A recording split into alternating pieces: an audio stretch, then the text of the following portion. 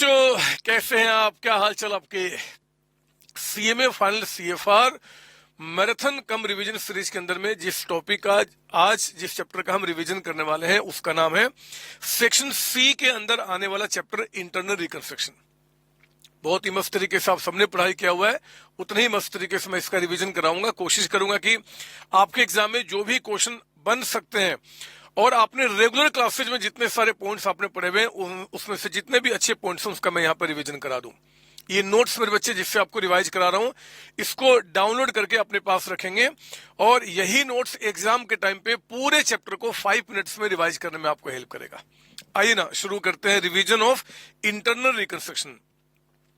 Internal reconstruction क्या होता है? कहते हैं कि आपका means reorganisation of company financial structure, company के फाइनेंशियल स्ट्रक्चर को रीऑर्गेनाइज करना। आप जानते हैं कि जब कंपनी का फाइनेंशियल स्ट्रक्चर खराब हो जाता है, कैसे खराब होता है जी? एसेट्स इनको जितनी वैल्यू होनी चाहिए उससे ज्यादा पे इनका दिखते हैं, फेयर वैल्यू से ज्यादा पे। लॉसेज इस कंपनी के बहुत सारे हो चुके हैं जो बैलेंस शीट में दिख रहे हैं, और इनके जो लायबिलिटीज है, इनके इन पे जो क्लेम है वो बहुत ज्यादा हो चुका है। तो उस सिचुएशन में क्या होता है कि हम सीएमए वाले इस कंपनी का करते हैं इंटरनल रिकंस्ट्रक्शन। इस इंटरनल रिकंस्ट्रक्शन के प्रोसेस में इनके सारे एसेट्स को पहले हम ट्रूली वैल्यू करते हैं, लॉसेज कुछ है उनको हम हटाते हैं, फिर जो लायबिलिटी वाले होते हैं, शेयर होल्डर्स होते हैं, उनको कुछ रिक्वेस्ट करके उनके क्लेम को रिड्यूस कराते हैं, कंपनी को फेयर वैल्यू पे लेके आते हैं एसेट्स लायबिलिटी को, और फिर इस कंपनी को हम आगे अच्छी तरीके से चलाने की कोशिश करते हैं। ये जो सारे प्रोसेस हैं, एसेट्स को प्रॉपर तरीके से रिवैल्यू करना, लायबिलिटी वालों से कुछ रिडक्शन लेना, शेयर होल्डर से कुछ रिडक्शन लेना, उनके रेट को कम कराना, इसी प्रोसेस को हम क्या बोलते हैं? Internal reconstruction. तो एग्जाम में अगर आ जाए कि भैया इंटरनल रिकंस्ट्रक्शन में एक छोटा सा शॉर्ट नोट्स लिखो, 2-3 नंबर का अगर बन गया, तो जहां से शुरुआत होनी चाहिए means reorganisation of company financial structure in reconstruction of a company, usually assets liability of company are revalued, losses suffered by the company are written off by a deduction of paid up capital of the shares, shares के paid value को कम करना, और varying of the right attach to different classes of shares, shares के जो right यानी कि जो फेस वैल्यू है उसको कम करना, या compounding with the creditors, creditors जो है उनसे कुछ कम कराना, without liquidating the company and forming a new company, इस कंपनी को बिना बंद किए बगैर, नई कंपनी को बिना फॉर्म किए बगैर इसी कंपनी को रिकंस्ट्रक्ट करना, उसको बोलते हैं क्या जी? Internal reconstruction. क्लियर ना? ये क्वेश्चन मेरे बच्चे मैंने यहाँ पे रखा हुआ जहां से क्विक आपको रिवीजन कराऊंगा। मान लो एक बैलेंस शीट है जी जिसका नाम है कंपनी का नाम है एक्स लिमिटेड। इनके बैलेंस शीट में इतने सारे एसेट्स, इतनी सारी लायबिलिटी है, इस कंपनी का हमें करना है इंटरनल रिकंस्ट्रक्शन। तो हमारा मकसद क्या होता है कि इनके एसेट्स में जितने सारे आइटम्स है ना, इनको पहले प्रॉपर तरीके से हम वैल्यू करें। उसके बाद जब इनका जो 21 लाख का एसेट्स है, मान लो इसकी ट्रू वैल्यू आज सपोज दैट 15 लाख है, तो पहले हम इनको 15 लाख पे लेकर आते हैं, फिर इन सबसे नेगोशिएट करके हम उसको 15 लाख के बराबर करते हैं ताकि बैलेंस शीट आपका सही हो जाए, इनके पास जितना फेयर वैल्यू है उतना ही क्लेम रहे, और फिर कंपनी को हम अच्छी तरीके से चलाएं। तो मैं और आप दोनों जानते हैं कि यहाँ पे इंटरनल रिकंस्ट्रक्शन में जितने सारे एग्रीमेंट्स किए गए होंगे, कौन कौन से एसेट्स ओवर वैल्यूड है, कौन कौन से अंडर वैल्यूड है, सब कुछ क्वेश्चन आपको बताएगा। आपको क्या करना, बस एंट्रीज पास करना है और एग्जाम में अच्छे मार्क्स लेकर आने हैं। हाँ, आप जानते हैं कि इस चैप्टर में शब्दों का खेल बहुत अच्छा इंपॉर्टेंट है, तो उन्हीं चीजों को मैं यहाँ पे रिवाइज कराऊंगा। आइए ना शुरू करते हैं आपका बैलेंस शीट को दिखा के यहाँ पे आपका रिकंस्ट्रक्शन। हमारे पास बैलेंस शीट में machine, building, furniture, debtors, cash, stock, goodwill, discount on debentures and profit loss account. आप जानते हैं, मैं बता दूं दोबारा एक बार, कि जब भी कंपनी का रिकंस्ट्रक्शन होगा तो लॉसेज को तो हमेशा हम राइट ऑफ करेंगे, क्वेश्चन बोले चाहे ना बोले। ये जो आपके फिक्टिशियस एसेट्स होते हैं, जैसे कुछ नाम प्रिलिमिनरी एक्सपेंसेस हो गया, डिस्काउंट ऑन डिवेंचर, जो अब तो बैलेंस शीट में दिखना अलाउड नहीं है, बट क्योंकि आपके इंस्टीट्यूट के स्टडी मटेरियल में कई सारे चैप्टर में ऐसे नाम दिखते हैं, इसलिए मैंने इसको कवर कर लिया है। तो जो लॉसेज या फिर कोई फिक्टिशियस एसेट्स अगर दिख रहा है, उनको हमेशा हम राइट ऑफ करेंगे, क्योंकि इन्हीं को राइट ऑफ करने के लिए, इन्हीं को हटाने के लिए कंपनी का रिकंस्ट्रक्शन हो रहा है। तो इनको तो हमेशा राइट ऑफ करेंगे, क्वेश्चन बोले चाहे ना बोले। लेकिन बाकी जो एसेट्स लायबिलिटी होते हैं उनके बारे में जब क्वेश्चन क्वेश्चन बोलेगा तो ही हमें उसको चेंज करना है, अदरवाइज चेंज नहीं करना है। अब आइए ना, जैसे देखो यहाँ पे क्या क्या बोल रहा है। कहता है कि आपका जो मशीन है यहाँ पे 3 लाख का, उसकी वैल्यू को आपको 10% से डेप्रिशिएट यानी कि कम करना है। बहुत सिंपल तरीका होता है जर्नल एंट्री पास करने का। फाइनल के बच्चे हैं, समझाना ठीक नहीं लगता, बट फिर भी मुझे लगा कि मैं बता दूं कि एसेट साइड का कोई भी चीज अगर आपका इंक्रीज करता है, एसेट साइड का कोई भी आइटम अगर इंक्रीज करता है तो हम उसको जर्नल एंट्री में क्या करते हैं जी, डेबिट करते हैं। और इधर का कोई भी आइटम मेरे बच्चे अगर डिक्रीज करता है यानी कि कम होता है तो हम उसे क्या करते हैं, आपका क्रेडिट करते हैं। यही चीज है ना ये सर। लायबिलिटी साइड में कोई भी नाम अगर आपका इंक्रीज करेगा ऊपर यानी कि इंक्रीज, तो हम इसे क्रेडिट करेंगे, और डिक्रीज तो हम क्या करेंगे, डेबिट करेंगे। बहुत सिंपल सा 11 क्लास से पढ़ते आ रहे हैं। तो मशीन की वैल्यू मेरे बच्चे 10% से कम करना है। बताओ 3 लाख का 10% कितना हो गया, 30,000। हमने क्या किया जी, मशीन का वैल्यू 3,000 से हमने कम कर दिया, मशीन कम होना क्रेडिट हो जाएगा। और ये जब मशीन या किसी भी एसेट लायबिलिटी को कम ज्यादा करेंगे, इससे जो घाटे फायदे होंगे उन घाटे फायदों को हम कहां लेके जाएंगे, रिकंस्ट्रक्शन अकाउंट में। जिस रिकंस्ट्रक्शन में हमें इंश्योर करना होता है कि जितना हमें घाटा हो रहा है उतना हमारा फायदा भी हो, तभी तो हमारा नया बैलेंस शीट टैली करेगा। तो यहां पे हमने क्या किया जी, मशीन को 30,000 से कम किया और इस घाटे को कहां ट्रांसफर किया, रिकंस्ट्रक्शन अकाउंट में। फिर कहता, एक्चुअली मेरा मकसद यहाँ पे आपको हर एक टाइप के जो लैंग्वेजेस होते हैं ना, जो एग्जाम में गेम खेल सकता है, उनका रिवीजन कराना है। आइए ना ध्यान दीजिए।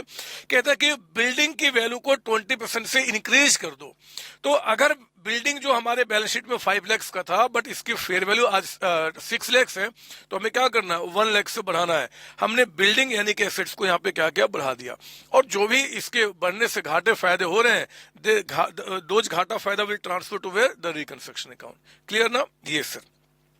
फिर कहता है तीसरा, अब यहां से ध्यान से सुनेंगे, furniture is found over valued bye 10%। Language है मेरे बच्चे। ये कहता है कि जो फर्नीचर की वैल्यू यहाँ पे 220 दिख रहा है ना, ये 2,20,000 एक्चुअल में जितनी वैल्यू होनी चाहिए उससे 10% ज्यादा है। मतलब कि ये 220 आपका 110 के बराबर है। तो बताओ जितने से ज्यादा है यानी कि वो 10 कितना आपका, दैट कम्स टू 20,000 है ना, 20,000। ये सारी बातें आप पढ़े हुए। तो 20,000 से आपका जो फर्नीचर है ओवर वैल्यूड है, हमें फर्नीचर की वैल्यू को कम करना है, तो हमने क्या कर दिया, टू फर्नीचर अकाउंट। और इस घाटे फायदे को कहां ट्रांसफर किया, रिकंस्ट्रक्शन अकाउंट में। तो और ये मैंने वर्किंग आपको दिखा दिया। सर एग्जाम में वर्किंग की रिक्वायरमेंट है, कोई रिक्वायरमेंट नहीं है, अब वो अंडरस्टूड है। आपको बस फटाफट क्या करना, अमाउंट निकाल के एंट्री पास करना है, ठीक है ना।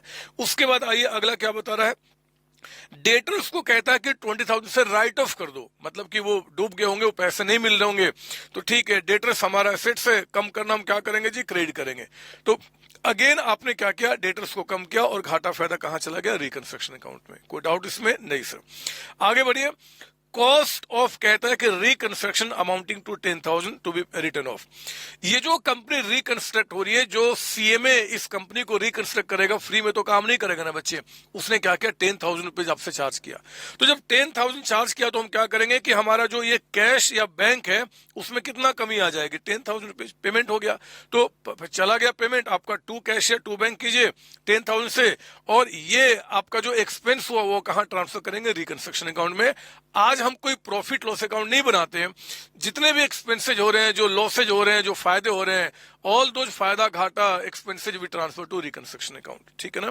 तो वो 10,000 चला गया आपका रिकंस्ट्रक्शन अकाउंट में। फिर कहता है कि goodwill, discount on debentures and losses को राइट ऑफ करो। मैंने आपको क्लास में बताया, वो मैं आपको सारे बच्चों को बता दूं, जो बच्चे सेल्फ स्टडी कर रहे हैं वो भी ध्यान से सुनेंगे, क्योंकि यहीं पे बच्चा कंफ्यूज होता है, जो आपको नहीं होना है। पर बच्चे याद रखना, बैलेंस शीट के अंदर में दो नाम, एक तो आपका अगर कोई प्रॉफिट लॉस का डेबिट बैलेंस यानी कि लॉस है, एंड कोई फिक्टिशियस एसेट्स है, इनको हमेशा हम राइट ऑफ करेंगे, क्वेश्चन बोले चाहे ना बोले, बोले तो भी ना बोले तो भी। लेकिन इसके सिवाय जो बाकी एसेट्स लायबिलिटीज है, एसेट्स में चाहे वो टेंजिबल हो चाहे इंटेंजिबल हो, उनको हम तभी राइट ऑफ करेंगे जब क्वेश्चन बोलेगा, अदरवाइज हम उसको राइट ऑफ नहीं करेंगे, उनको चेंज नहीं करेंगे, एक्चुअली कहना चाहता हूं। तो ये दो नाम को तो यहां पे बोल ही रहा है कि इसको हटा दो। इसने गुडविल भी कहा है कि हटा दो, तो ठीक है, हम ये मानते हुए कि गुडविल की कोई वैल्यू नहीं रही, हम उसको भी हटा देंगे। तो 2,01,000 and 180 इस तीनों को हटाना है, एसेट को कम करना यानी क्रेडिट करना पड़ेगा। तो एंट्री में क्या हो गया, 2 goodwill, 2 discount, 2 profit loss account, और ये सारे घाटे फायदे कहां जी, रिकंस्ट्रक्शन अकाउंट में, ठीक है ना बच्चे, ये सर। फिर आगे बढ़िए और क्या बता रहा है यहाँ पे, नेक्स्ट है interest on debentures reduce to 10%। Interest rate on debentures reduce to 10% का मतलब होता है कि बैलेंस शीट में जो आपका पहले 16% डिवेंचर था, इस 16% डिवेंचर को हमने क्या किया होगा जी, कैंसिल कर दिया होगा। नया डिवेंचर हमने उनको इशू किया होगा जिसके साथ रेट क्या लिखा हुआ है आपका 10% डिवेंचर, यानी कि रेट ऑफ इंटरेस्ट आपका 10% हुआ। जब भी मेरे बच्चे रेट ऑफ इंटरेस्ट चेंज होगा तो हमेशा आपको क्या ध्यान रखना है, पुराना डिवेंचर हमने कैंसिल कर दिया, नया डिवेंचर्स इशू किया और उसकी हमें एंट्री पास करना होगा। मुझे जल्दी बताइए कि क्या ये जो नया डिवेंचर्स आपने यहाँ पे इशू किया है विथ इंटरेस्ट रेट 10%, ये कितने अमाउंट का कहीं क्वेश्चन बता रहा है? नहीं बता रहा है। तो एग्जैक्टली सेम अमाउंट का जितना पहले बैलेंस शीट में था, यानी कि बैलेंस शीट में पहले 4 लाख रुपीज के ये डिवेंचर थे, अब 4 लाख के आपके ये डिवेंचर आ जाएंगे। तो आपने क्या करना है, 16% डिवेंचर को लायबिलिटी हटाना है, डेबिट कीजिए। नया डिवेंचर क्या हो गया, 10% डिवेंचर। तो 16% टू 10% हमने ये एंट्री पास किया। और ध्यान देना कोई भी नाम यहाँ पे रिकंस्ट्रक्शन का नहीं आएगा, क्योंकि रिकंस्ट्रक्शन का नाम तब यूज होता है मेरे बच्चे एंट्री में जब हमें अमाउंट में कुछ फायदा हो, आज कुछ फायदा हो। यानी कि बैलेंस शीट में ये जो अमाउंट कॉलम है ना, जब इसमें कोई चेंज आएगा तभी हम क्या करेंगे, रिकंस्ट्रक्शन के नाम को लेकर आएंगे। हमने एक नाम को चेंज कर दिया, दूसरा नाम लेकर आ गया, इससे हमारा कोई एंट्री में इंपैक्ट नहीं पड़ेगा। एंट्री तो बनेगा बट रिकंस्ट्रक्शन में कोई घाटा फायदा नहीं हुआ। याद कीजिए हमने बताया था यहाँ पे जो रेट आपका चेंज हुआ उससे फायदा हुआ है, बट वो फायदा आज आपको नहीं मिलेगा, वो फ्यूचर में जब इंटरेस्ट पे करना होगा। और रिकंस्ट्रक्शन में आज on the date of reconstruction जो घाटा फायदा हुआ है हम उसको रिकॉर्ड करते हैं, ठीक है ना। अगला कहता है कि आपका 18% bank loan converted into 12% bank loan. Again मेरे बच्चे यहाँ पे जो आपका रेट है चेंज हो रहा है। 18% बैंक लोन को हमने क्या किया जी, कितना कर दिया, 12% बैंक लोन। तो जब भी आपने क्या किया, रेट को चेंज किया, तो हमेशा हम क्या मानते हैं कि पुराने लोन को हटाऊंगा, नया इशू करूंगा। बट इस पर आपको ध्यान देने वाला है कि जो नया लोन है ना वो आपका 2,40,000 का, यानी कि इनसे दो बातें की गई हैं। एक तो अपना रेट भी कम करेंगे और जो लायबिलिटी 250 का है उससे कम करके कितना रखेंगे, 2,40,000 है ना, 2,40,000। क्योंकि यहाँ पे अमाउंट में चेंज हो रहा है तो हम घाटा फायदा जो हुआ आज का वो रिकंस्ट्रक्शन में रिकॉर्ड करेंगे। एक तो पहले 18% बैंक लोन पूरा हटाना पड़ेगा 350 से। नया एग्रीमेंट को हम क्या बोलेंगे, 12% बैंक लोन। तो हमने 18% को हटाया 350, 12% बैंक लोन 240, और जो घाटा फायदा हुआ वो कहां चला गया, रिकंस्ट्रक्शन अकाउंट पे। हम लोग क्या कर रहे हैं, कंपनी के बैलेंस शीट में पहले हमारे जो एसेट्स आज जो अजीब तरीके से ओवर वैल्यूड है उनको हम फेयर वैल्यू पे लेके आ रहे हैं, और अपने सभी लायबिलिटी वाले जो शेयर होल्डर्स हैं उनसे रिक्वेस्ट कर रहे हैं कुछ क्लेम कम कर दो ताकि बैलेंस शीट ठीक हो जाए और फिर कंपनी आगे ठीक से परफॉर्म करना शुरू कर दे, है ना बच्चे। वही काम किया जा रहा है। इसी प्रोसेस में अगला एग्रीमेंट कहता है कि face value of each equity share are reduce to 6 rupees per share. याद कीजिए हमने क्या बताया था, फेस वैल्यू, एफ से फेस, एफ से फाड़ना। तो जब भी क्वेश्चन में फेस वैल्यू का चेंज होगा, हम लोग हमेशा क्या करेंगे जी, ये जो इक्विटी शेयर कैपिटल आपका 10 रुपीज वाला है हम इसको फाड़ के फेंक देंगे। फेस वैल्यू यानी कि फर्स्ट से फेस, फर्स्ट से फाड़ना। जब भी चेंज फेस वैल्यू का होता है तो इन शेयर्स को हम फाड़ के फेंक देंगे, नए शेयर्स इशू करेंगे। जो एक शेयर कितने का बता रहा आपका, 6 रुपीज का। तो देखो ना, ये पहले आपके पास यहाँ पे 50,000 शेयर्स थे 10 रुपीज वाले, तभी तो वो 5 लाख रुपीज। अब हम क्या करेंगे, शेयर्स तो 50,000 ही रहेगा बट 6 रुपीज वाले। तो जहां पे 5 लाख है वहां पे 3 लाख हो जाएगा। घाटा फायदा कहाँ, रिकंस्ट्रक्शन अकाउंट में। और उसी एंट्री को हम यहाँ पे आपको दिखा रहे हैं, चेक कीजिए आप। ये 5 लाख से आपने हटाया क्योंकि पुराने को हटा दिया, नया जो आपने इशू किया वो 3 लाख का, और घाटा फायदा कहाँ जी, रिकंस्ट्रक्शन अकाउंट में। इसमें कोई डाउट मेरे बच्चे? नहीं सर। लेकिन अगर क्वेश्चन में फेस वैल्यू नहीं, कहता कि पेड अप वैल्यू आपका प्रेफरेंस शेयर्स का चेंज हुआ, फेस वैल्यू नहीं मेरे बच्चे, पेड अप वैल्यू। तो आप याद कीजिए, अगर आपका चेंज यहाँ पे पेड अप वैल्यू का होता है 3 रुपीज से कम हो गया, इसका मतलब कि आपके बैलेंस शीट में जो शेयर थे ना 10 रुपीज वाले, ये देखिए मैं थोड़ा क्लीन कर दो यहाँ पे ठीक से समझाऊं। ये जो आपको 10 रुपीज वाले थे वो आज भी 10 रुपीज वाले हैं। पहले यहाँ पे क्या लिखा हुआ था, फुल्ली पेड, पहले क्या लिखा था, फुल्ली पेड आपका। अब अगर पेड अप को 3 रुपीज से कम कर दिया तो फुल्ली पेड ना हो गया, अब 3 रुपीज कम कर दो, यानी कितना हो गया, 7 पेड आपका, 7 पेड हो गया, यानी कि 3 रुपीज कंपनी जब चाहेगी तब इनसे दोबारा मंगा सकते, this is called change in paid up value. और जब भी पेड अप वैल्यू चेंज होगा मेरे बच्चे, क्योंकि हम शेयर्स को फाड़ के नहीं फेंक रहे, शेयर्स वही है जो पहले वाले हैं, बट उनका क्लेम जो है बस उसको कम कर दिया जा रहा है, कितने से, 3 रुपीज से आपका। तो प्रेफरेंस शेयर्स को फाड़ने वाली एंट्री नहीं होगी, इनके क्लेम को 3 रुपीज से कम करना होगा, कैपिटल का कम होना डेबिट होगा, तो 3 रुपीज पर शेयर, यानी कि ये जो 30,000 शेयर्स थे आपका 10 रुपए वाले पेड अप का, उसको कम करके आपका 7 है कि 3 रुपीज कम कीजिए, तो 30 इंटू 3 कितना हो जाएगा, 90,000। उसी 90 से आपने एंट्री पास किया। 9th और 10th में आप देख सकते हैं कि 9th में हमने चेंज किया था फेस वैल्यू को, पुराने को हटाया था, नया इशू किया था। यहाँ पे हटाने की एंट्री नहीं, बस क्लेम जितने से कम हुआ हम उतने से एंट्री पास कर देंगे, ठीक है ना। और आगे कहता है कि आपका creditors agree to reduce their claim by 80,000। ये जो हमारे क्रेडिटर्स है ना, वो कहते हैं कि कोई बात नहीं जी, हम भी आपका 80,000 से अपना क्लेम माफ कर देंगे। तो क्रेडिटर्स जब 80 से क्लेम को माफ करेंगे तो क्रेडिटर्स लायबिलिटी है कम होना, क्या करेंगे, डेबिट करेंगे। तो आपने क्या करना, creditors account debited to reconstruction account. जितने भी एग्रीमेंट्स थे मेरे बच्चे, वो सारे एग्रीमेंट्स यहाँ पे हम लोगों ने कर दिया। क्वेश्चन कहता है कि पास एंट्रीज, हम लोगों ने एंट्रीज पास कर दिया, लेकिन बहुत ध्यान से बात सुनेंगे। रिकंस्ट्रक्शन की एंट्री के पास होने के बाद आपके रिकंस्ट्रक्शन अकाउंट जब हम बनाते हैं तो मतलब जो हमें घाटे हुए और जो फायदे हुए, दे मस्ट बी इक्वल, आपका दोनों इक्वल होना चाहिए। और इस बात को इंश्योर करने के जितने भी हमारे पास पॉइंट्स दिए हैं उसमें घाटे फायदे इक्वल है, हम लोग क्या बनाते हैं, रिकंस्ट्रक्शन अकाउंट। एग्जाम में बोलेगा प्रिपेयर रिकंस्ट्रक्शन अकाउंट, तो आपको सोल्यूशन में करना होगा। अगर कहता है कि नहीं बोलता तो आपको ये वर्किंग नोट्स में करना होगा, बट करना होगा जरूर, इस बात को इंश्योर करने के लिए घाटा फायदा बराबर है। जितने भी एंट्रीज पीछे में हमने किया उन सारी एंट्रीज को हम यहाँ पर लेकर आए। हमें क्या दिख रहा है बच्चे कि ये हमारा घाटा होता है ना, घाटा मतलब कि जो हमें लॉसेज हुए, जैसे कि मशीन की वैल्यू कम हो गया, फर्नीचर कम हो गया, डेटर्स कम हो गया, पेमेंट किया हमने, गुडविल कम किया, ये सब हमारे घाटे थे। ये हमारा क्या होता है, फायदा आपका होता है, फायदा। एग्जाम में घाटा फायदा नहीं लिखना, बस समझाने के लिए बता रहा हूं। तो हमें क्या दिख रहा है कि टोटल फायदा आपको यहाँ पे कितने का, वो 580 का। 580 का आपका घाटा भी होना चाहिए, बट दोनों इक्वल नहीं है। यहां पे 30,000 का एक बैलेंसिंग फिगर आ रहा है डेबिट में। डेबिट में बैलेंसिंग फिगर आने का मतलब कि फायदा साइड आपका ज्यादा है, यानी कि रिकंस्ट्रक्शन पे कंपनी को फायदा ज्यादा हुआ एज कंपेयर टू घाटा। तो बैलेंसिंग फिगर अगर आपका डेबिट में आएगा, this balancing figure will transfer to where the capital reserve. Capital reserve, इसका लॉजिक अब क्लास में हम बता चुके हैं, यहां पे हम रिवीजन कर रहे हैं, उस लॉजिक पे हम नहीं जाएंगे। तो रिकंस्ट्रक्शन टू कैपिटल रिजर्व एक और एंट्री पास होगी, और उस एंट्री को हमने क्या किया, यहां पे दिखाया।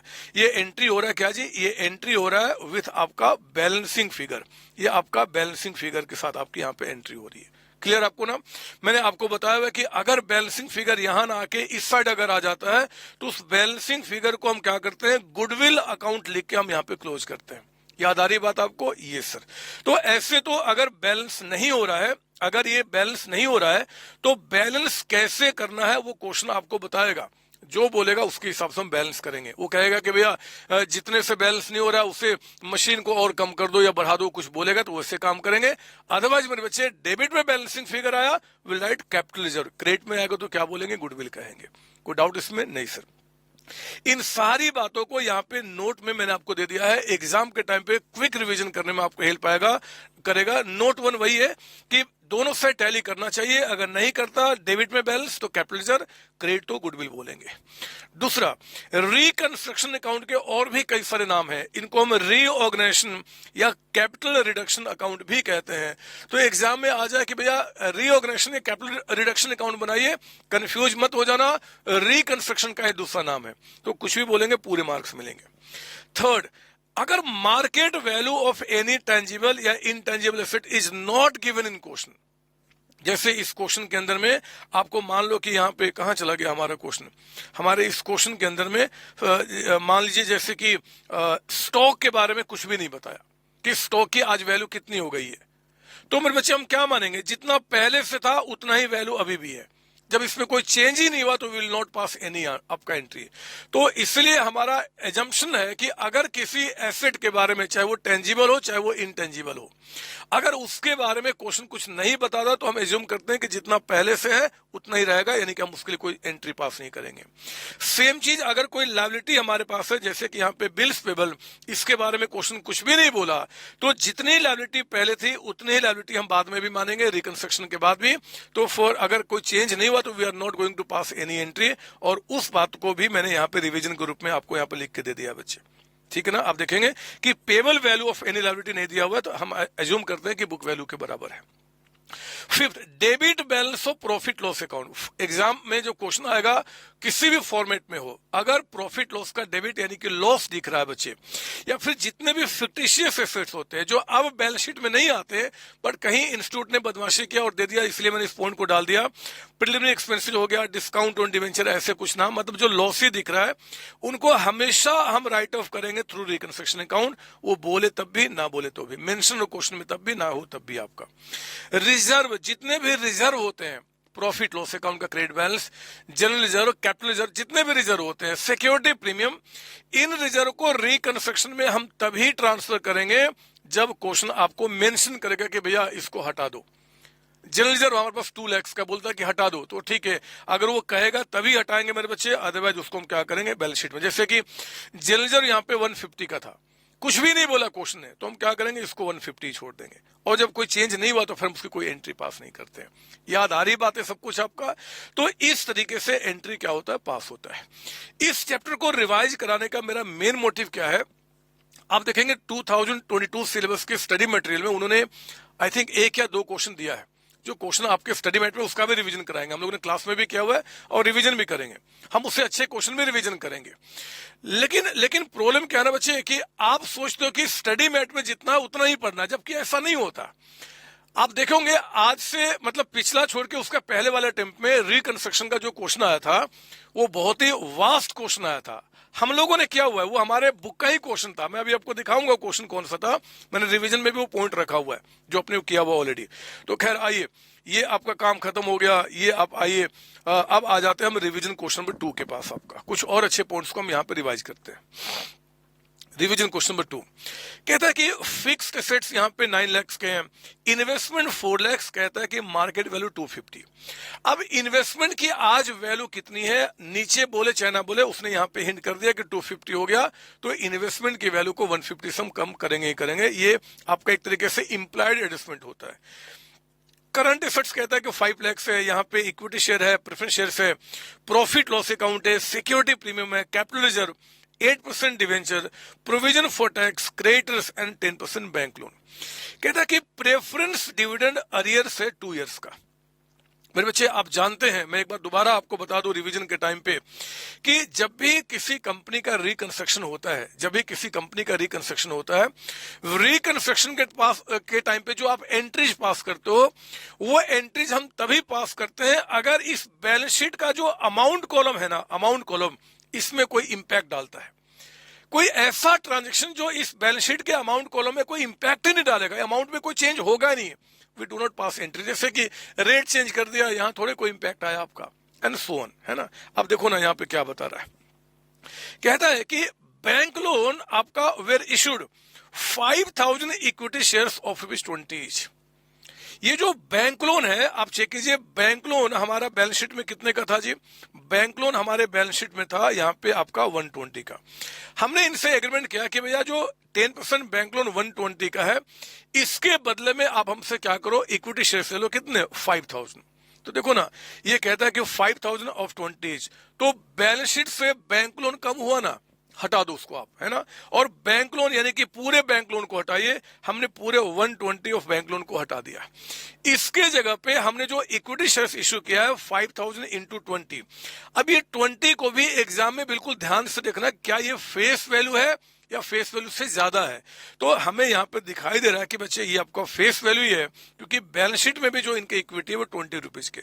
तो ठीक है, उस केस में क्या होगा जी कि 120 का बैंक लोन हटा, इक्विटी शेयर कैपिटल आपका 5,000 इंटू 20, यानी कि आपका यहाँ पे कितना आ गया 1 लाख रुपीज का अमाउंट। और फिर जो हलचल हुई बैलेंस शीट के अंदर में अमाउंट कॉलम में, यानी कि जो घाटा फायदा वो कहाँ चला गया, रिकंस्ट्रक्शन अकाउंट में। ठीक है ना। अगर क्वेश्चन में मान लो बैलेंस शीट में हमें दिखता है कि वहां पे इक्विटी शेयर 10 रुपए का है और इशू हुआ यहाँ पे कहता है कि 20 के हिसाब से, यहाँ पे इशू हुआ कहता है कि 20 के हिसाब से और शेयर 10 रुपए का होता, तो मैं क्या करता, 2 equity share capital 2 security premium, 10 rupees आपका कैपिटल के आगे में, बाकी 10 रुपीज प्रीमियम के आगे में, और फिर जो डिफरेंस जाएगा वो चला जाएगा रिकंस्ट्रक्शन अकाउंट में। यही होता है आपका ये सर। अगला कहता है मेरे बच्चे, अगला ये जितने भी आप ट्रिकी पॉइंट सोच सकते हैं ना रिकंस्ट्रक्शन में, उनको मैं यहाँ पे रिवीजन करा रहा हूं। Creditors were agreed to continue business on existing terms. ध्यान से, क्रेडिटर्स कहते हैं कि भाई हम बिजनेस आपके साथ करेंगे ऑन एग्जिस्टिंग टर्म। इसका मतलब होता है कि बैलेंस शीट में आपके जो क्रेडिटर्स है, जरा बताओ कितने के हैं, ये देखिए आपका 2 लाख रुपीज के, 2 लाख के। बिजनेस कंटिन्यू करना ऑन एग्जिस्टिंग टर्म का मतलब होता है कि 2 लाख पहले से थे, हम अभी भी 2 लाख रहेंगे और सेम जो पहले से कंडीशन चल रहा हम उसी पे चलेंगे, कोई दिक्कत नहीं है मेरे बच्चे। अगर सिर्फ इतना बोलता है creditors agree to continue business on existing term और आगे कुछ नहीं बोलता, तो यानी कि 2 लाख पहले से 2 लाख अभी भी रहेंगे, जो टर्म्स इनके साथ पहले से था वो अभी भी रहेगा, हम कोई एंट्री पास नहीं करेंगे। एंट्री तब होगा ना जब इसमें कुछ चेंजेस है, कोई चेंज ही नहीं आया यहाँ पे।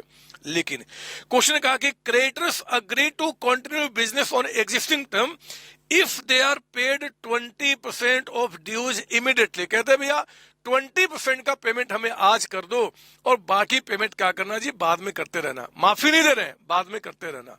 तो मेरे बच्चे क्रेडिटर्स कितने के हैं, 3 लाख के।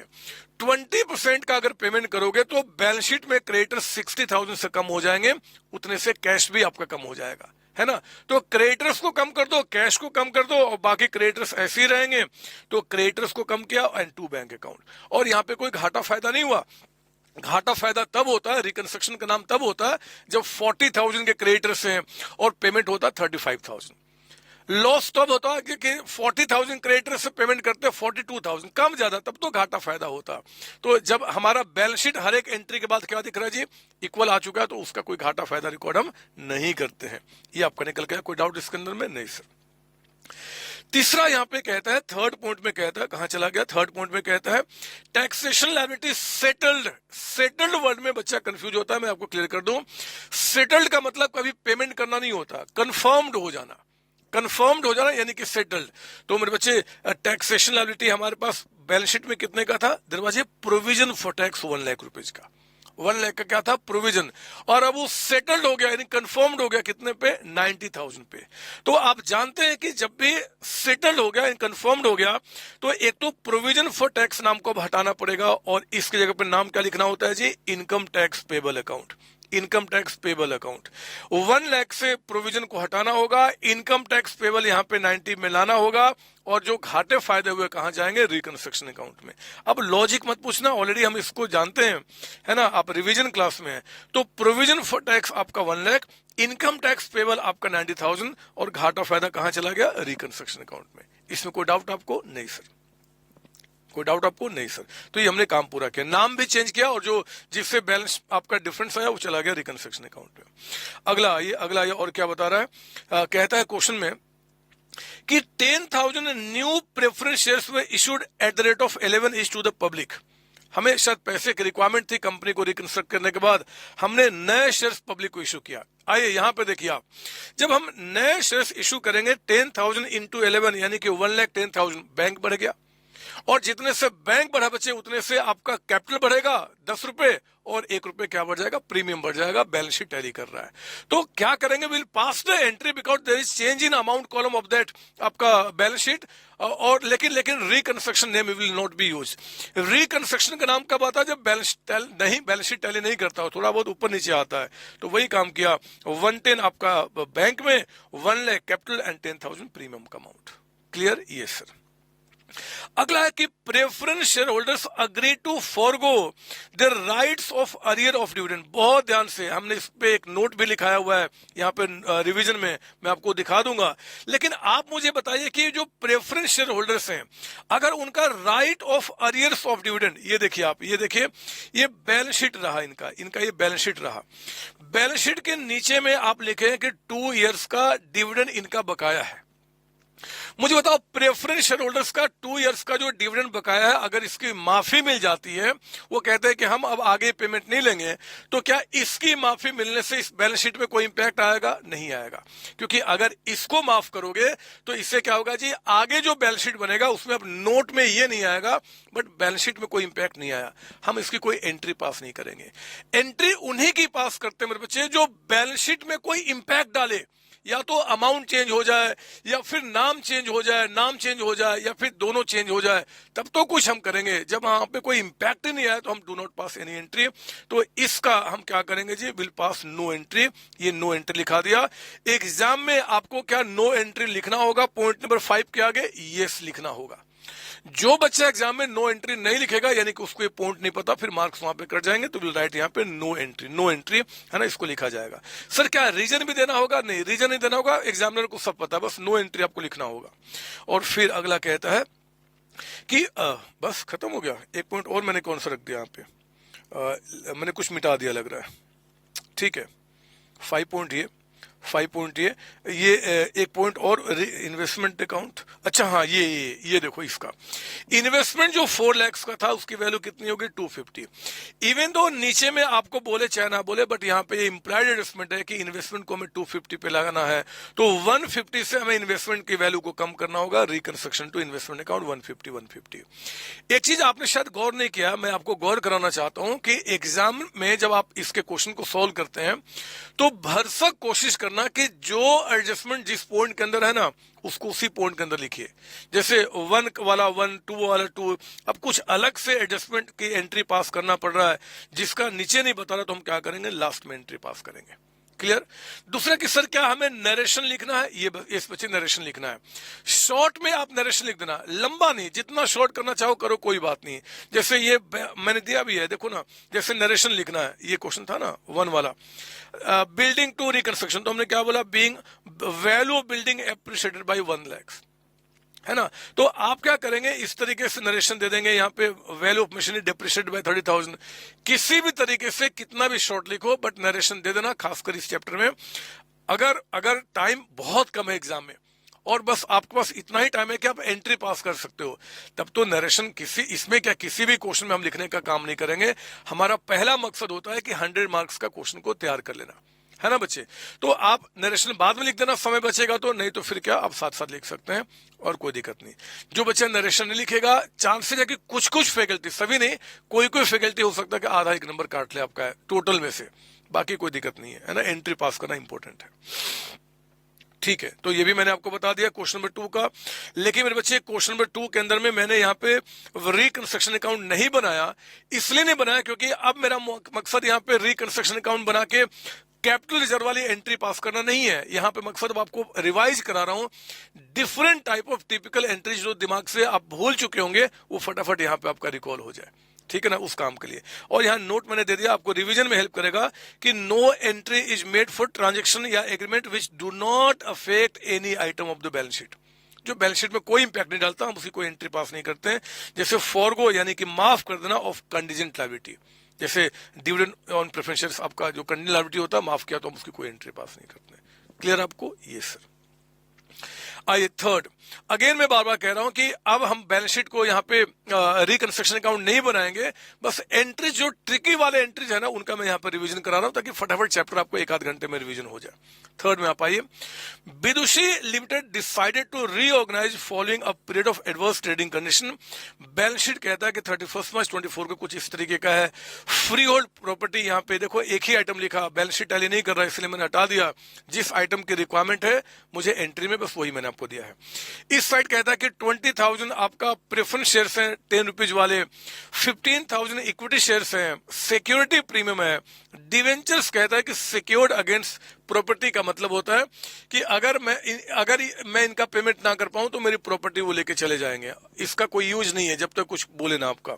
और एक्रूड इंटरेस्ट कहता है कि डिवेंचर पे कितना 2700। आइए ध्यान से, कहता है कि प्रेफरेंस डिविडेंड अगेन क्या बता रहा है जी, अरियर है 4 इयर्स का, 4 साल का बकाया है। अगर इसकी माफी हो जाती है हम कोई एंट्री पास नहीं करते, है ना, कोई एंट्री पास नहीं करते। खैर देखते इस पर क्या समझाने वाला हूं मैं। कहता है कि subsequent to approval of the court of the scheme for reduction of capital following steps were taken.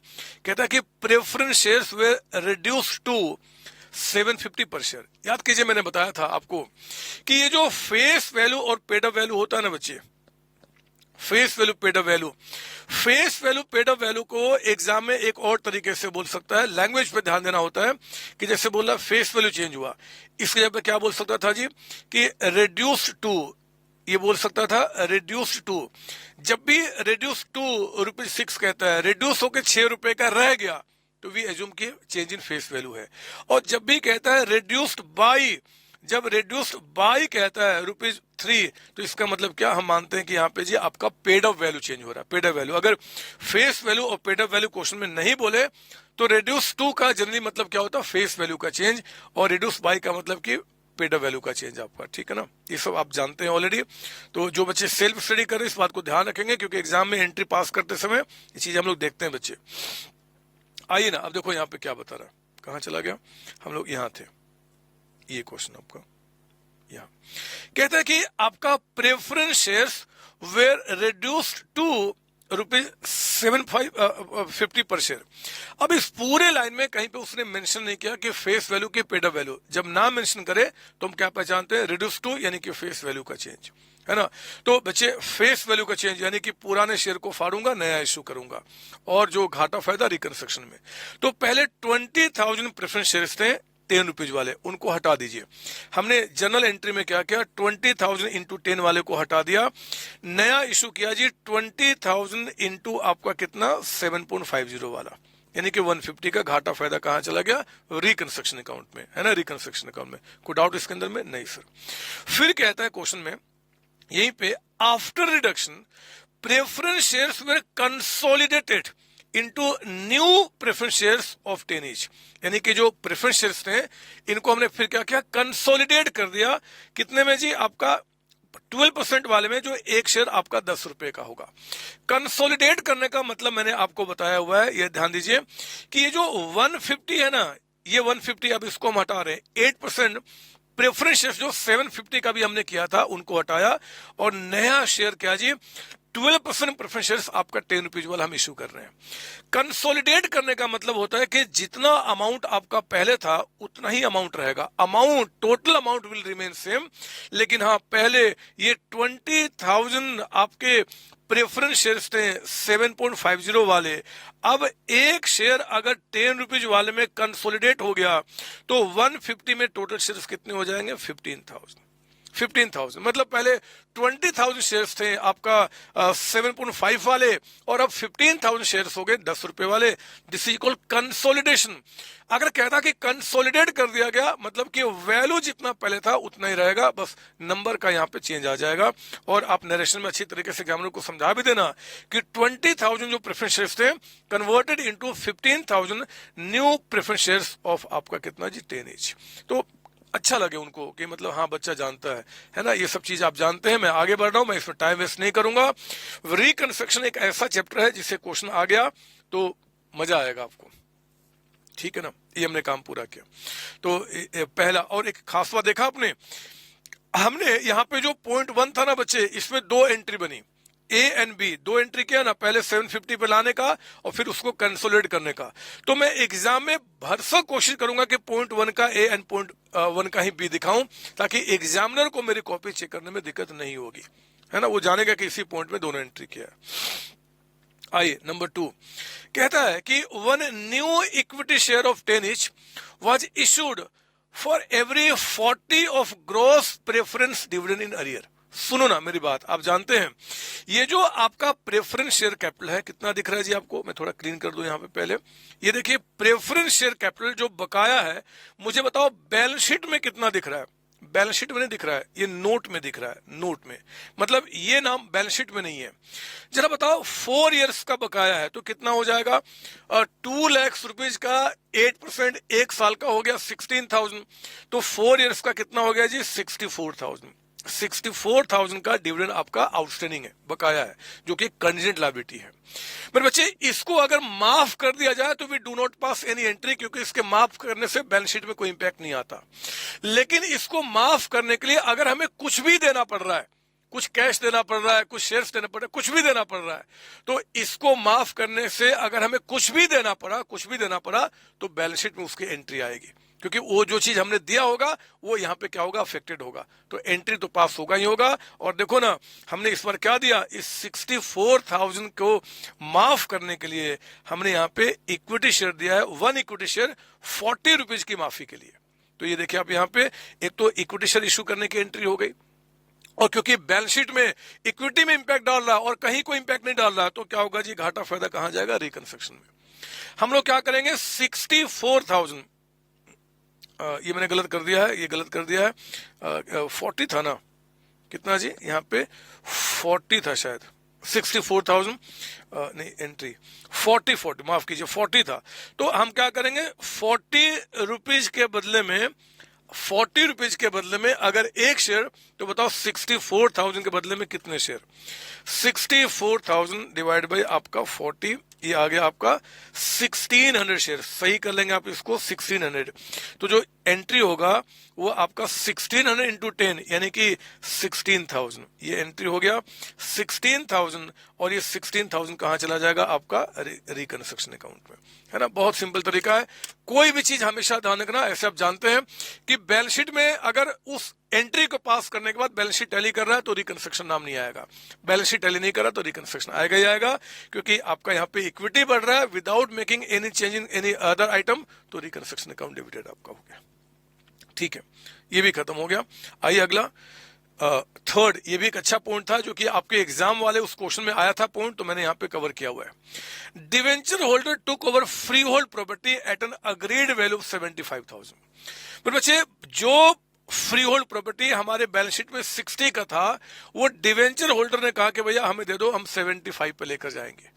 हमेशा कसम खा लो, आपने आप पढ़े हुए हैं कि कभी भी कोई लायबिलिटी अगर किसी एसेट को टेक ओवर करती है, तो पहला हमारा काम होगा कि अगर उस एसेट्स को किसी और प्राइस पे टेक ओवर कर रहे हैं, है ना। यहाँ पे बैलेंस शीट में कितना था, 60,000, 60,000 से कम या ज्यादा पे अगर वो टेक ओवर हो रहा है, तो हम लोग क्या करेंगे जी, कि हम पहले उसको रिवैल्यू करेंगे, पहले हम रिवैल्यू करेंगे। तो 60 के समान कितने पे लेके जा रहे हैं, 75, यानी कि फ्री होल्ड प्रॉपर्टी की वैल्यू 15,000 से बढ़ गई है। प्रॉपर्टी को बढ़ाइए और फायदा कहां गया, रिकंस्ट्रक्शन में, ये पहली एंट्री बन गई। Freehold property to reconstruction 15,000। अब जो 60,000 का प्रॉपर्टी था बच्चे, 15 से बढ़ा दिया, वो प्रॉपर्टी अब हमारे पास बैलेंस शीट में कितने का हो चुका है, वो फ्री होल्ड प्रॉपर्टी हमारे बैलेंस शीट में कितने का हो गया, 75,000 का। ये 75 की प्रॉपर्टी कौन लेके जा रहा है, डिवेंचर होल्डर।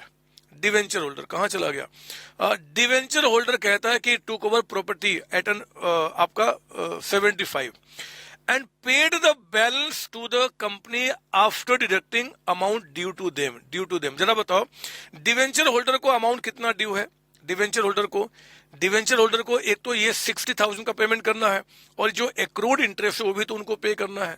तो आप क्या कर रहे हो, यहाँ पे बैलेंस शीट में यहाँ पे डिवेंचर है मेरे बच्चे आपके पास 60,000 के, और इन पे जो एक्रूड इंटरेस्ट है वो कितने का है, 27 रुपीज का।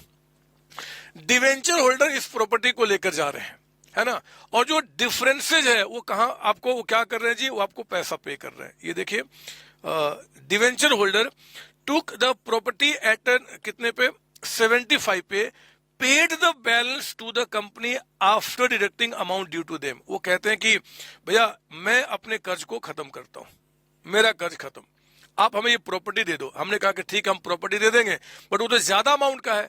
तो डिवेंचर होल्डर ने क्या किया जी, आपको यहाँ पे कैश दे दिया है जितना एक्सेस अमाउंट बनता है। जरा बताइए कि 75,000 की प्रॉपर्टी में से 62,700 अपने क्लेम को अगर हटा लिया तो उन्होंने कितने पैसे वापस किए होंगे, 12,300 रुपीज का अमाउंट। यही क्या होगा, ये सर। तो हमें इसकी क्या करना है, एंट्री पास करना है। अब देख सकते हैं कि आपका इस इंपैक्ट के बाद मेरे बच्चे आपका बैलेंस शीट टैली करेगा। यहां से कितना कम हो गया, यहां से कम हो गया 62,700, यहां से कितना कम हो गया 75, लेकिन आपका इतना कैश मिल भी गया जो डिफरेंस था आपका। इसी की एंट्री पास कीजिए, और एंट्री क्या हुआ, हमने डिवेंचर और एक्रूड इंटरेस्ट को हटाया, हमने प्रॉपर्टी भी अपने बुक से हटा दी और बाकी पैसा में क्या जी कैश मिल गया, तो कैश या बैंक कुछ भी लिखिए, कोई दिक्कत नहीं है, तो वो एंट्री आपकी कंप्लीट हो गई। कोई डाउट इसके अंदर में? नहीं सर, ये भी एंट्री हो गया है ना, ये भी एंट्री हो गया। उसके बाद आपका क्या बता रहा है, कहता है कि there were capital commitment totalling 250। Capital commitment मतलब किसी से कोई कॉन्ट्रैक्ट किया था कि ये कॉन्ट्रैक्ट मैं आपका कंप्लीट करूंगा, वो कॉन्ट्रैक्ट मेरे बच्चे आपने कैंसिल कर दिया 5% पेनल्टी पे करके। तो कोई कॉन्ट्रैक्ट का कमिटमेंट किया है, वो कमिटमेंट कभी भी आपके बैलेंस शीट के अंदर नहीं आता, वो हमेशा कहाँ आते हैं, नोट के अंदर आते हैं कि भैया ये कमिटमेंट हमारा है, हमें करना है। वो कमिटमेंट कैंसिल हो गया तो कोई एंट्री नहीं बना, लेकिन कमिटमेंट को कैंसिल करने के चलते आपको पेमेंट करना पड़ा, तो मेरे बच्चे बैलेंस शीट से आपका क्या होगा, यहाँ पे बैंक कम हो जाएगा, इधर कोई उसका इंपैक्ट नहीं निकल के आया। तो आप क्या करोगे कि अगर ऐसा कुछ हुआ तो जितना हमने पे किया 12,500 कैसे निकल के आया जी, आपका 250 का 5% यानी कि 12,500 आपने पे किया, और ये एक तरीके से लॉस हो गया क्योंकि बिना कुछ लिए बगैर आपको पे करना पड़ा, तो उस लॉस को कहां ट्रांसफर किया हमने, रिकंस्ट्रक्शन अकाउंट पे। क्लियर आपको? ये सर मैं क्या कर रहा हूं, सारी एंट्री जो आपने मेरे साथ कम से कम 18-20 क्वेश्चन इस चैप्टर में आपने किए हुए हैं, और आपने जहां से भी पढ़ा हुआ, चाहे सेल्फ स्टडी किया, बहुत सारे किए बच्चे, उन सबका निचोड़ निकाल कर ना मैं आपको रिवीजन करा रहा हूं, ताकि एग्जाम में कोई भी पॉइंट आ जाना, कोई भी ट्रिकी, वो ऑलरेडी आपने जो रिवीजन क्लास में कर रहे हो उसमें से उठ कर निकल के आए। और हाँ, आप ये मत कहना कि सर आप फास्ट चल लो, क्योंकि आप ऑलरेडी ये चैप्टर पढ़े हुए हो, बहुत अच्छी तरीके से पढ़े हुए हो, बस रिवीजन कर रहे हैं आप मेरे साथ, यहाँ पे रिवीजन कर रहे हैं, ठीक है ना, और सारी बातें रिकॉल हो रही है, मुझे याद निकल आया। चलिए याद कीजिए कॉन्सेप्ट का शेयर सरेंडर का। शेयर सरेंडर का मतलब होता है कि, याद है ना शेयर सरेंडर का, एक बार हम उस कॉन्सेप्ट को भी रिवीजन कर लें, क्योंकि अगर ये कॉन्सेप्ट आ गया तो और मजा आएगा, है ना, और मजा आएगा, और ये अच्छा कॉन्सेप्ट है जो एग्जाम में पूछ सकता है। शेयर सरेंडर में क्या होता था जी कि जो हमारे एग्जिस्टिंग शेयर होल्डर हैं, हम इनके जो शेयर्स थे ना 100 वाले, उनको कुछ पार्ट में हम डिवाइड करते थे, और उनको कई सारे पार्ट में डिवाइड करके इनसे कुछ शेयर्स हम सरेंडर करा लेते थे। उन शेयर को जो हमने सरेंडर कराया, हमने फाड़ के नहीं फेंका, उससे हम जो हमारी बाकी लायबिलिटीज है ना, हम उनको पेमेंट करने में उसको यूज करते थे। जितना पेमेंट हो गया उससे ठीक है, जो पेमेंट नहीं हुआ हम उनको फाड़ के फेंक देते थे, इसको बोलते थे शेयर सरेंडर, आपका शेयर सरेंडर। तो आइए ना मैं एक बार इसका भी रिवीजन करा दूं, खासकर जितने बच्चे आपके यहाँ पे देख रहे हैं इस वीडियो को, चाहे कोई भी बच्चा हो, बहुत ध्यान से इस कॉन्सेप्ट को लेकर जाएंगे, अच्छा कॉन्सेप्ट है, एग्जाम में आने के चांसेस हैं इसके आपके, है ना। सुनिए शेयर सरेंडर। बैलेंस शीट कहता है कि 31 मार्च 2024 को मशीन है, स्टॉक है, डेटर्स है, बैंक है, and the profit loss account. ये प्रॉफिट लॉस तो हटाऊंगा ही हटाऊंगा, क्वेश्चन बोले चाहे ना बोले, क्योंकि this is a loss appearing the balance sheet, है ना। इस साइड में आपका 10,000 इक्विटी शेयर्स है, डिवेंचर है, एक्रूड इंटरेस्ट है, क्रेडिटर्स है, प्रोविजन फॉर टैक्स है आपका। नीचे कहता है it was decided to reconstruct the company for which necessary resolution pass and sanction were obtain from the appropriate authority accordingly it was decided. ये कोई काम का नहीं है, ये तो उन्होंने जो फॉर्मेलिटी पूरा किया होगा लॉ में वो है, हमें तो बस एंट्री पास करना है। कहता पॉइंट ए में ईच शेयर बी सब divided into 10 fully paid equity shares of 10 each. हमारे जो यहाँ पे 10,000 शेयर बच्चे 100 रुपीज वाले, वो एक शेयर जो 100 रुपीज का है ना, उसको 10 शेयर्स में 10-10 रुपए वाले में हमने डिवाइड कर दिया। तो एक जो शेयर आपका है वो 10 शेयर में डिवाइड हो गया, तो 10,000 शेयर्स कितने में डिवाइड हो गए, 10,010 यानी कि 1 लाख शेयर्स में। 1 लाख में हम पहले इसकी एंट्री पास कर लेंगे। कहां चला गया, इसकी एंट्री बना आपका इक्विटी शेयर कैपिटल 100 वाले को हटाइए, इक्विटी शेयर कैपिटल 10 वाला दीजिए, और ये पहले आपके थे 10,000 शेयर्स 100 वाले। अब एक शेयर अगर 10 टुकड़ों में डिवाइड हो गया तो अब शेयर्स कितने हो गए जी, 1 लाख, लेकिन एक शेयर कितने का, 10 रुपए का।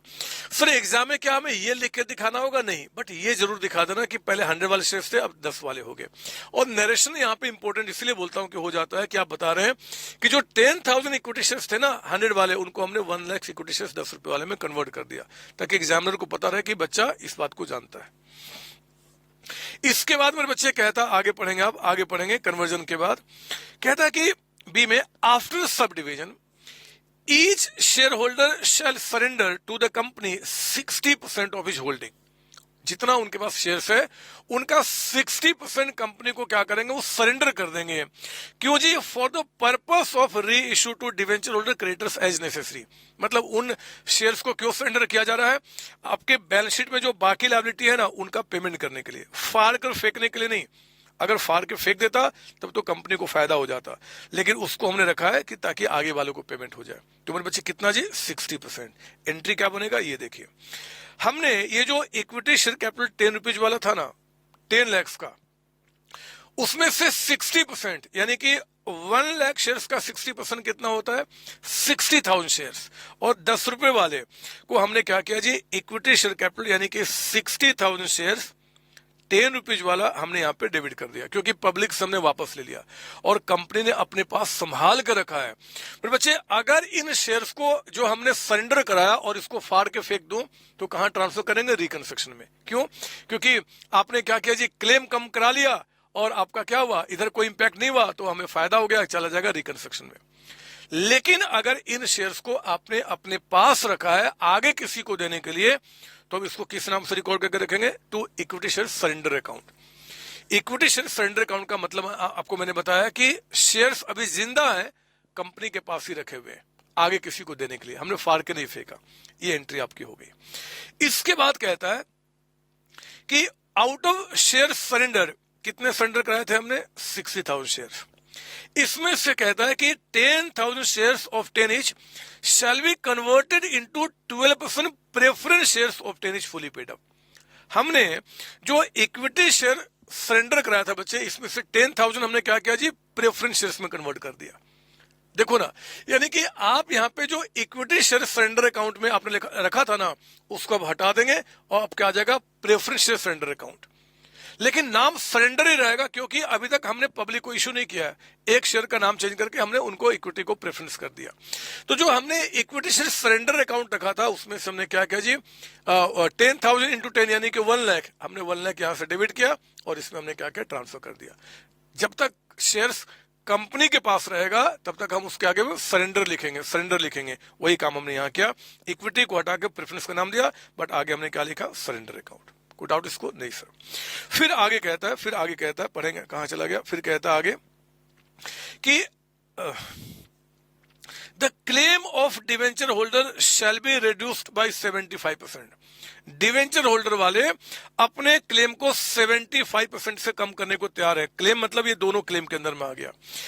इसका भी वो 75% कम करने को तैयार है और इसका भी 75% से कम करने को तैयार है, बशर्ते कि कहते हैं कि in consideration of the reduction, इसके बदले में debenture holder shall receive preference shares of 1 lakh which are converted out of share surrender.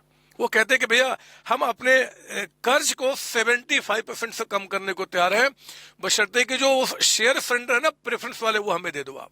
तो हम क्या करेंगे जी कि अगली एंट्री मेरे बच्चे प्रेफरेंस शेयर सरेंडर जो हमने क्रिएट किया था ना, अब उसको हम डेबिट कर देंगे।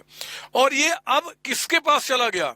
मत कहना कि हमने डिवेंचर होल्डर को दिया, बोलना कि पब्लिक के पास चला गया। सारे लोग पब्लिक ही है ना, क्लास में यही बताया ना मैंने। और जैसे ही शेयर पब्लिक के पास चला जाएगा तो सरेंडर को डेबिट करके हम क्या बोल देंगे जी? प्रेफरेंस शेयर कैपिटल अकाउंट, है ना। बैलेंस शीट में जो सरेंडर, जो शेयर हमने सरेंडर कराया था, दोबारा पब्लिक के पास चला गया तो हम क्या बोलेंगे? प्रेफरेंस शेयर कैपिटल अकाउंट बोलना शुरू कर देंगे, है ना। नरेशन में being surrendered preference shares issued to आपका डिवेंचर होल्डर, ठीक है ना। ये करके बट आपका ध्यान रखना, अब कैपिटल बढ़ जाएगा। और 75% जिस क्लेम को आपको माफी मिल गई, वो सारा का सारा माफी कहां चला गया? रिकंस्ट्रक्शन अकाउंट में। इस कॉन्सेप्ट को हमने कैसे समझा हुआ है? ये देखिए बैलेंस शीट, प्रेफरेंस वालों से हमने क्या किया? इक्विटी वालों से क्या किया? शेयर लिया, इक्विटी वालों से शेयर लिया और वो हमने क्या किया? फिर पब्लिक को दे दिया। डिवेंचर होल्डर भी पब्लिक ही है ना, तो फिर से हमने क्या किया? उसको शेयर कैपिटल में कन्वर्ट कर दिया। लेकिन मतलब ये हमने ये जो आपके डिवेंचर होल्डर हैं, इनका पेमेंट करने के लिए हमने अपने पॉकेट से कुछ नहीं दिया, एक पब्लिक से लिया, सरेंडर कराया और वही आपको दे दिया। तो लेकर देने की एंट्री हमने क्या किया? ये कर दिया आपका यहाँ पे, वो एंट्री यहाँ पे चला गया। जितने से क्लेम हमें माफ कर दिया गया इस प्रोसेस से, वो माफी कहां चला जाएगा? रिकंस्ट्रक्शन अकाउंट में। क्लियर यहां तक? ये सर।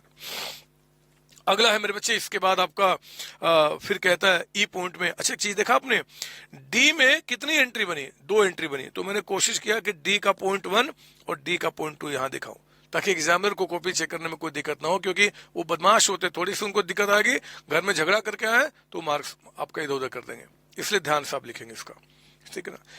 ई में कहता है creditors claim shall be reduce to 50%। ये जो आपके क्रेडिटर्स हैं कितने के, 72,000, ये 72,000 के जो क्रेडिटर्स हैं इन्होंने अपना क्लेम रिड्यूस करके कितना कर लिया, 36,000, आधे की माफी दे दी। और फिर कहता है it is to be settled, it is का मतलब क्या, ये 50% ये भी सेटल्ड हो गया bye issue of equity shares of 10 out of share surrender, यानी कि 36,000 जो बच गए इसको भी हमने क्या किया जी, 36,000 के शेयर्स दे दिया आउट ऑफ शेयर सरेंडर्ड। तो 36 के हम सरेंडर टू कैपिटल कर देंगे, क्योंकि हम कहते हैं भैया हमने क्रेडिटर्स को नहीं दिया, हमने क्या किया जी, पब्लिक को इशू किया, क्रेडिटर्स हैं, डिवेंचर हैं, मैं आप सभी क्या है, पब्लिक है उनके लिए। तो आपने क्या किया, अगली एंट्री में एक तो आपका कहां चला गया, equity share surrender to equity share capital account 36 आपका ये एंट्री बन गया। और क्रेडिटर्स की क्लेम कितने से खत्म हो गए, पूरे 72 से। मैंने आपको ये क्लास का से उठाया हुआ पॉइंट है, आप लैंग्वेज पे ध्यान दीजिए एक बार दोबारा रिवीजन करते टाइम भी, क्योंकि ये आ सकता है। तो एक तो पहले इनसे हमें फॉरगो यानी कि माफी मिल गई कितने की, 36,000 की, है ना, क्लेम रिड्यूस टू 50%। तो जो माफी मिल गई वो तो रिकंस्ट्रक्शन में जाएगा ही जाएगा, बाकी जो 36,000 बच गया इसका भी पेमेंट हमने किया जी सरेंडर शेयर से, सरेंडर शेयर से पे किया। तो इसके लिए भी हमारे घर से कुछ नहीं गया, उनसे शेयर लिया, आपको दे दिया।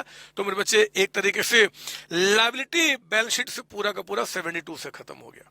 तो हमने वही एंट्री किया। दूसरी एंट्री आपका यहाँ पे creditors to reconstruction account. Sir इन दोनों में से कौन सी एंट्री पहले बाद में करनी चाहिए, आपकी मर्जी है, पहले ये कीजिए चाहिए कीजिए, बट पॉइंट नंबर ई में ही दोनों एंट्री आप दिखाएंगे। क्लियर ना, ये सर। और इसके बाद कहता है कि जो सरेंडर शेयर्स बच गए जो रेशियो में नहीं, उनको कैंसिल कर दो। अब मेरे बच्चे पब्लिक से जो शेयर सरेंडर कराया था ना, हमने किसी को दिया नहीं, कैंसिल कर दिया, तो अब वो खत्म हो जाएंगे। वो फायदा कहाँ जाएगा, रिकंस्ट्रक्शन में। और इसके लिए हमने क्या किया जी, आपका जो बच गए उसको ट्रांसफर किया रिकंस्ट्रक्शन अकाउंट में।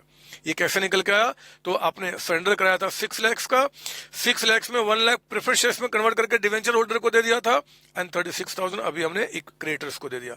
तो जितना बच गया वो चला गया रिकंस्ट्रक्शन अकाउंट में। इसमें कोई डाउट आपको नहीं? सर ये एंट्री आप नहीं करोगे, ये जो आपका प्रॉफिट लॉस हटाना है, कर लो मेरे बच्चे, आप कर लेना। मैंने कहा ना, मैं बस एंट्रीज का कॉन्सेप्ट का रिवीजन करा रहा हूं, मैं एंट्री और आपको बैलेंस शीट टैली करने का काम नहीं करा रहा। तो मैंने आपको बता दिया कि यहाँ पे क्या क्या एंट्रीज बनेगी, जो इन पॉइंट्स के अंदर में वापस ध्यान रखिए, है ना। तो ये भी मैंने आपको बता दिया, कोई डाउट इसमें नहीं सर, सारी बातें रिकॉल हो रही है। ये सर अब मैं आ गया उस क्वेश्चन के ऊपर, 5वां क्वेश्चन, जो क्वेश्चन अभी एक अटेम्प्ट पहले हमारे एग्जाम में आया था। और उस अटेम्प्ट के अंदर में मेरे पास ये क्वेश्चन आप देख लेंगे, आपके बुक का ही है। उसमें जो एक पॉइंट जो ट्रिकी है ना, वो मैंने यहाँ पर रखा हुआ है ना, सुनिए ध्यान से, उसको मैं रिवाइज करा दूं, कहीं एक बार दोबारा आ गया तो मजा आ जाएगा आप सभी बच्चों को। बैलेंस शीट कहता है कि 31 मार्च 2024 का है।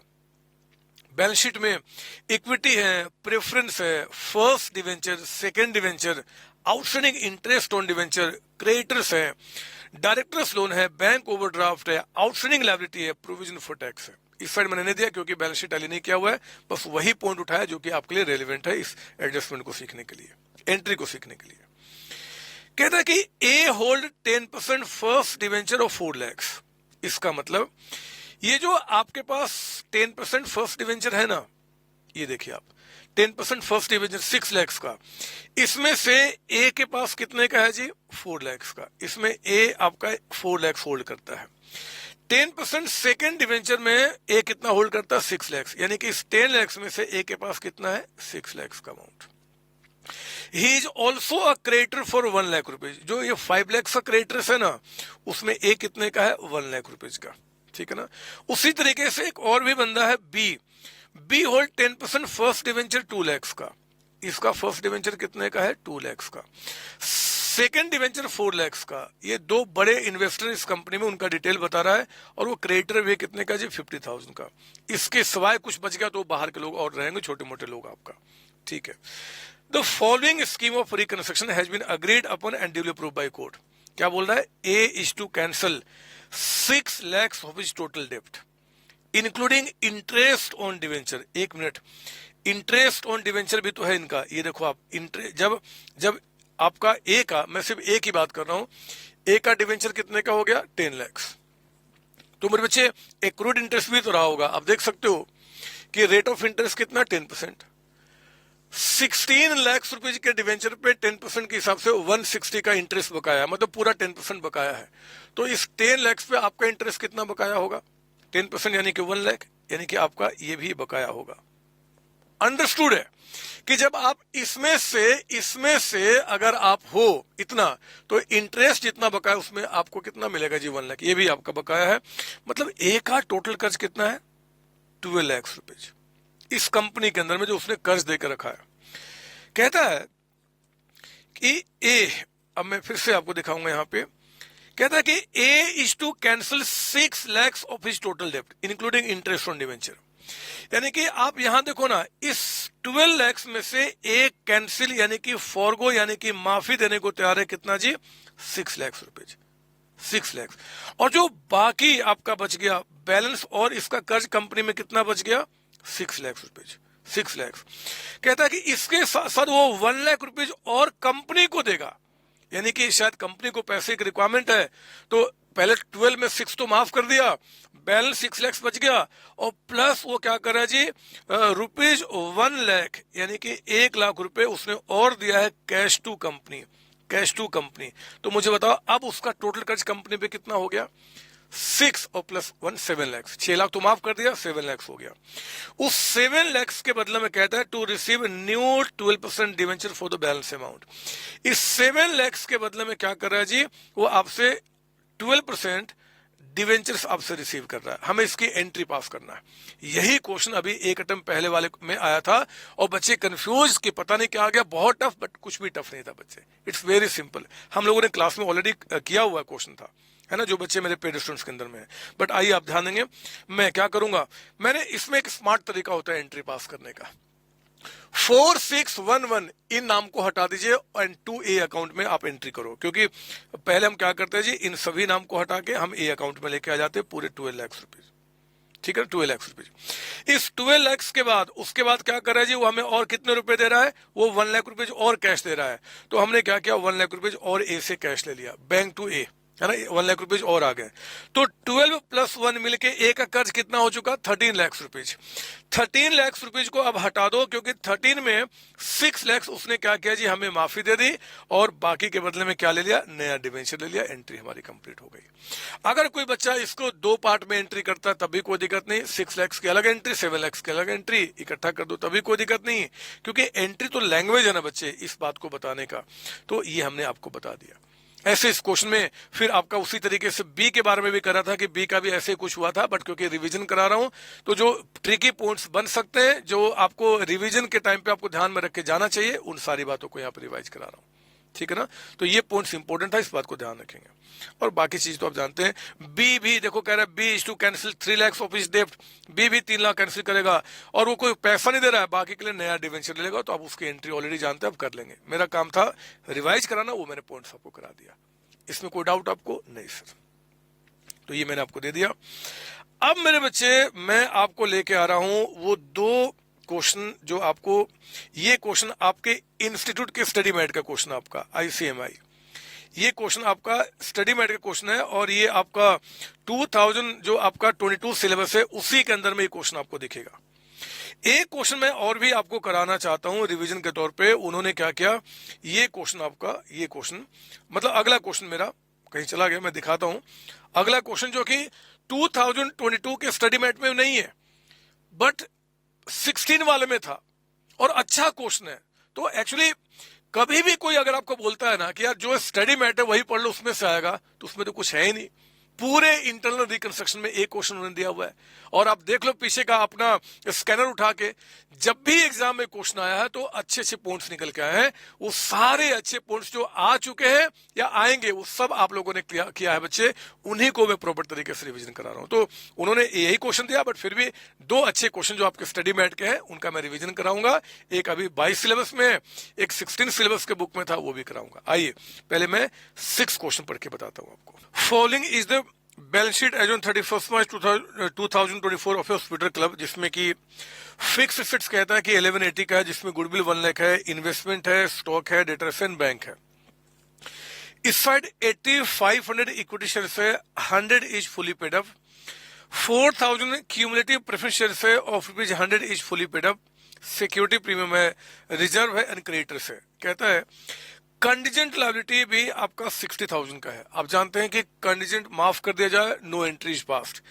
कंटीजेंट के बदले में कुछ भी पेमेंट किया जाएगा तो कंफर्म्ड है कि जो पेमेंट गया वो गया और रिकंस्ट्रक्शन का नाम आता है। अब देखो ना, हमारे यहाँ पे क्वेश्चन में क्या बोल रहा है, board of directors of company decided upon the following scheme of reconstruction, which was duly approved by all the concerned and put into effect on 1st April 2024. क्या बता रहा, point number 1, the preference shares are to be converted into 12% unsecured debentures of 100 each with regard to 70% of the dues including arrears of dividend।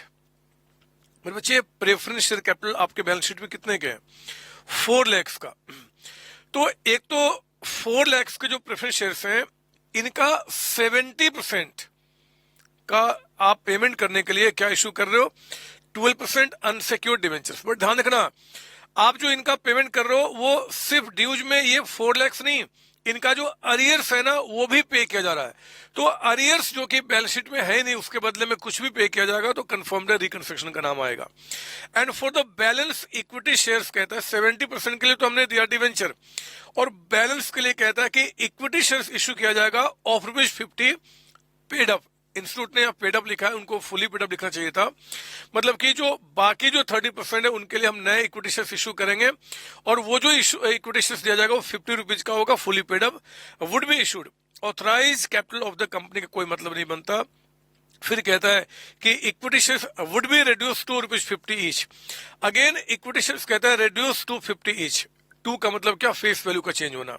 और यहां उन्होंने paid up लिखा, fully paid up होना चाहिए, पता नहीं उन्होंने पेड अप क्यों लिख दिया। खैर, since goodwill has no value, उसको राइट ऑफ करना है। मार्केट वैल्यू कहता है कि इन्वेस्टमेंट का आपको 60 पे दिखाना है। ऑब्सोलीट स्टॉक 75 का राइट ऑफ करना है। बैड डेट्स कहता है to the extent of 5% of the debtors would be provided for, मतलब प्रोविजन बनाना है। प्रोवाइडेड मतलब कि प्रोविजन बनाना है, राइट ऑफ नहीं किया, बैडेट्स नहीं करना आपको। फिक्स्ड कहता है कि 180 पे आपको राइट ऑफ करना है। ये सारी एंट्री आप ऑलरेडी जानते हैं। अब उन्होंने क्या किया ना कि बस क्वेश्चन को थोड़ा सा लंबा करने के लिए और आपको और अच्छे मार्क्स देने के लिए रिकंस्ट्रक्शन के बाद कहता है कि 6 महीने की ट्रेडिंग हुई है। The company carried on trading for 6 months up to 3 September 2024। 6 months तक का वर्किंग हुआ। उन 6 months में कंपनी ने प्रॉफिट कमाया 1 लाख रुपीज का। After writing of depreciation 25% per annum on revised value of fixed assets, half year working resulted in half year जो business चला उसमें क्या क्या हुआ जी। कहता है कि डेटर्स आपके इंक्रीज कर चुके हैं 80,000 से, स्टॉक आपका 70 से इंक्रीज कर चुका है, कैश आपका 50,000 से।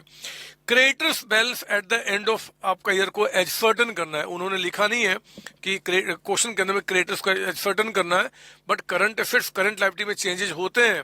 अब क्रेडिटर्स एंड में कितना है वो आपको निकालना है, ठीक है। You are required to show journal entries आपका entries for giving effect to the above arrangement and show and also draw the balance sheet of the company on the 30th September। तो पहले तो हम एंट्रीज पास करेंगे reconstruction का।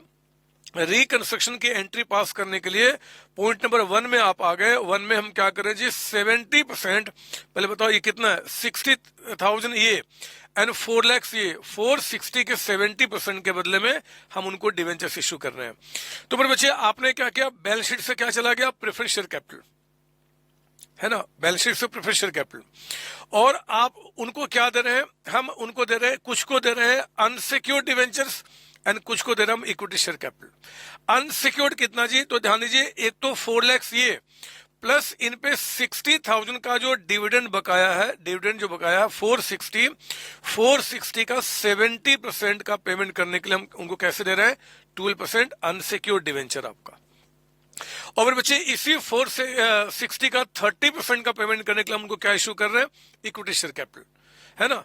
तो balance sheet में 4 लाख का अमाउंट, बट जो पेमेंट हो रहा है 460 का, 60,000 जो एक्स्ट्रा हमने पे किया वो अरियर्स के बदले में पेमेंट तो हो गया, वो कहाँ रिकॉर्ड किया जाएगा? रिकंस्ट्रक्शन अकाउंट में, है ना, क्योंकि वो बैलेंस शीट में नहीं है, और जो बैलेंस शीट में नहीं उसके बदले में कुछ भी पेमेंट करोगे will debit to reconstruction account. ये मैंने वर्किंग आपको दिखा दिया कि इक्विटी शेयर्स ये जो आपका निकल के आया है उसमें इतने शेयर्स हैं, क्योंकि हमें 1,38,000 का पेमेंट करने के लिए एक इक्विटी अगर 50 रुपीज क्रेडिट से इशू कर रहे हैं तो 2760 आपको नरेशन में लिखना होगा, बीइंग कितना जी 3220 12% अनसिक्योर्ड डिवेंचर्स एंड इतना आपका equity shares of 50 each were issued for payment of preferential capital of rupees 4 lakhs including आपका arrears of dividend। इसको शॉर्ट में आप लिख देंगे, है ना, ये वर्किंग दिखाने की जरूरत नहीं है, बट आप लिख देंगे तो अच्छा लगेगा उनको, ठीक है ना।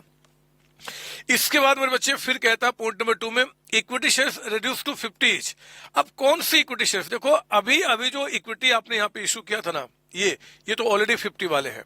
एक्चुअली जो बैलेंस शीट में है ना वो पहले 100 वाले थे, तो उनको हमने 50 वाले में आपका कन्वर्ट किया, तो आपने वही काम किया, इक्विटी 100 वाले को हटा के 50 दिया और घाटा फायदा कहाँ चला गया?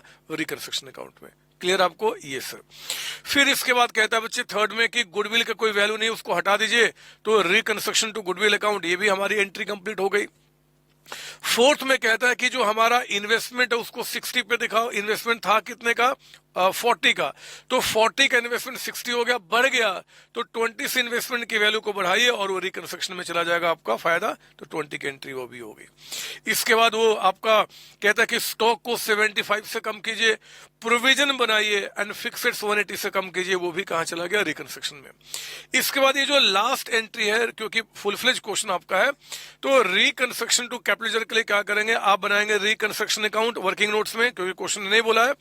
बैलेंसिंग फिगर यहां पे आ जाएगा, तो 22,500 रुपीज वो कहां चला गया? कैपिटल रिजर्व अकाउंट में, वो एंट्री आपने यहां पे दिखा दिया। क्लियर ना बच्चे? तो हम लोगों ने क्या किया? रिकंस्ट्रक्शन की तो सारी एंट्री पास कर दी।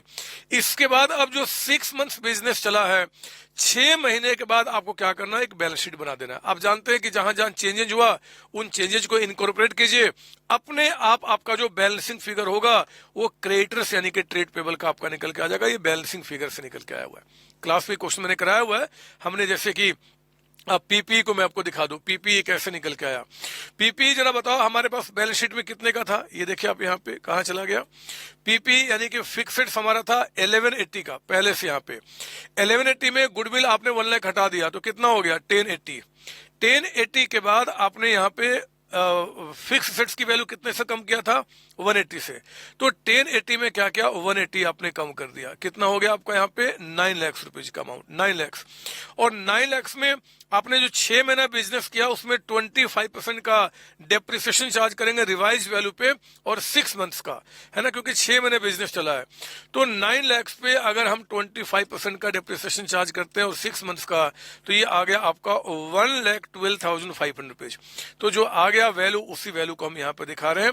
ये सारी बातें, ये जो कैसे आया, आपको एग्जामिनर को यहाँ पे बताना पड़ेगा, नोट्स टू अकाउंट में डिटेल सबका देना पड़ेगा, है ना, क्योंकि प्रॉपर आप बैलेंस शीट का काम कर रहे हैं। उसी तरीके से मेरे बच्चे आपका जो इन्वेंट्री है 270 कैसे हो गया जी?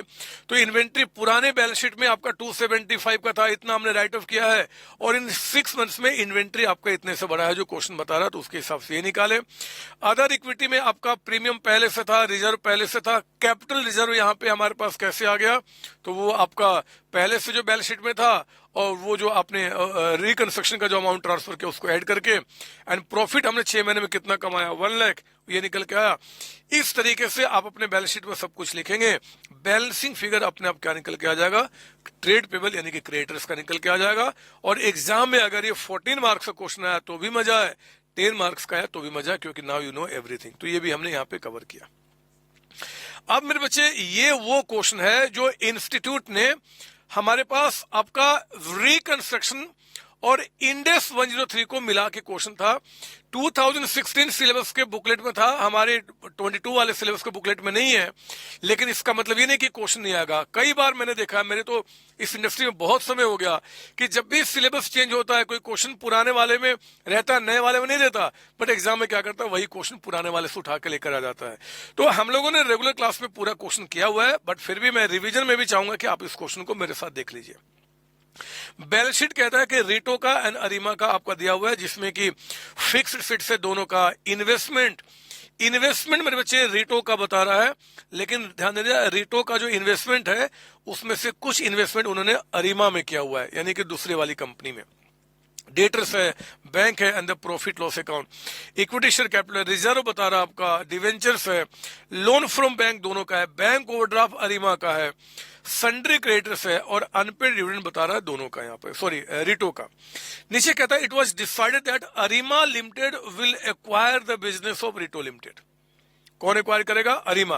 तो Arima is the acquirer. Arima क्या हो गई बच्चे? यहाँ पे एक्वायरर कंपनी हो गई, एक्वायरर हो गई जो कि रीटो को एक्वायर करने को तैयार है। बट मजे की बात है, कहता for enjoying the benefit of carry forward of business losses following scheme Arima limited will reduce its share of ₹10 each.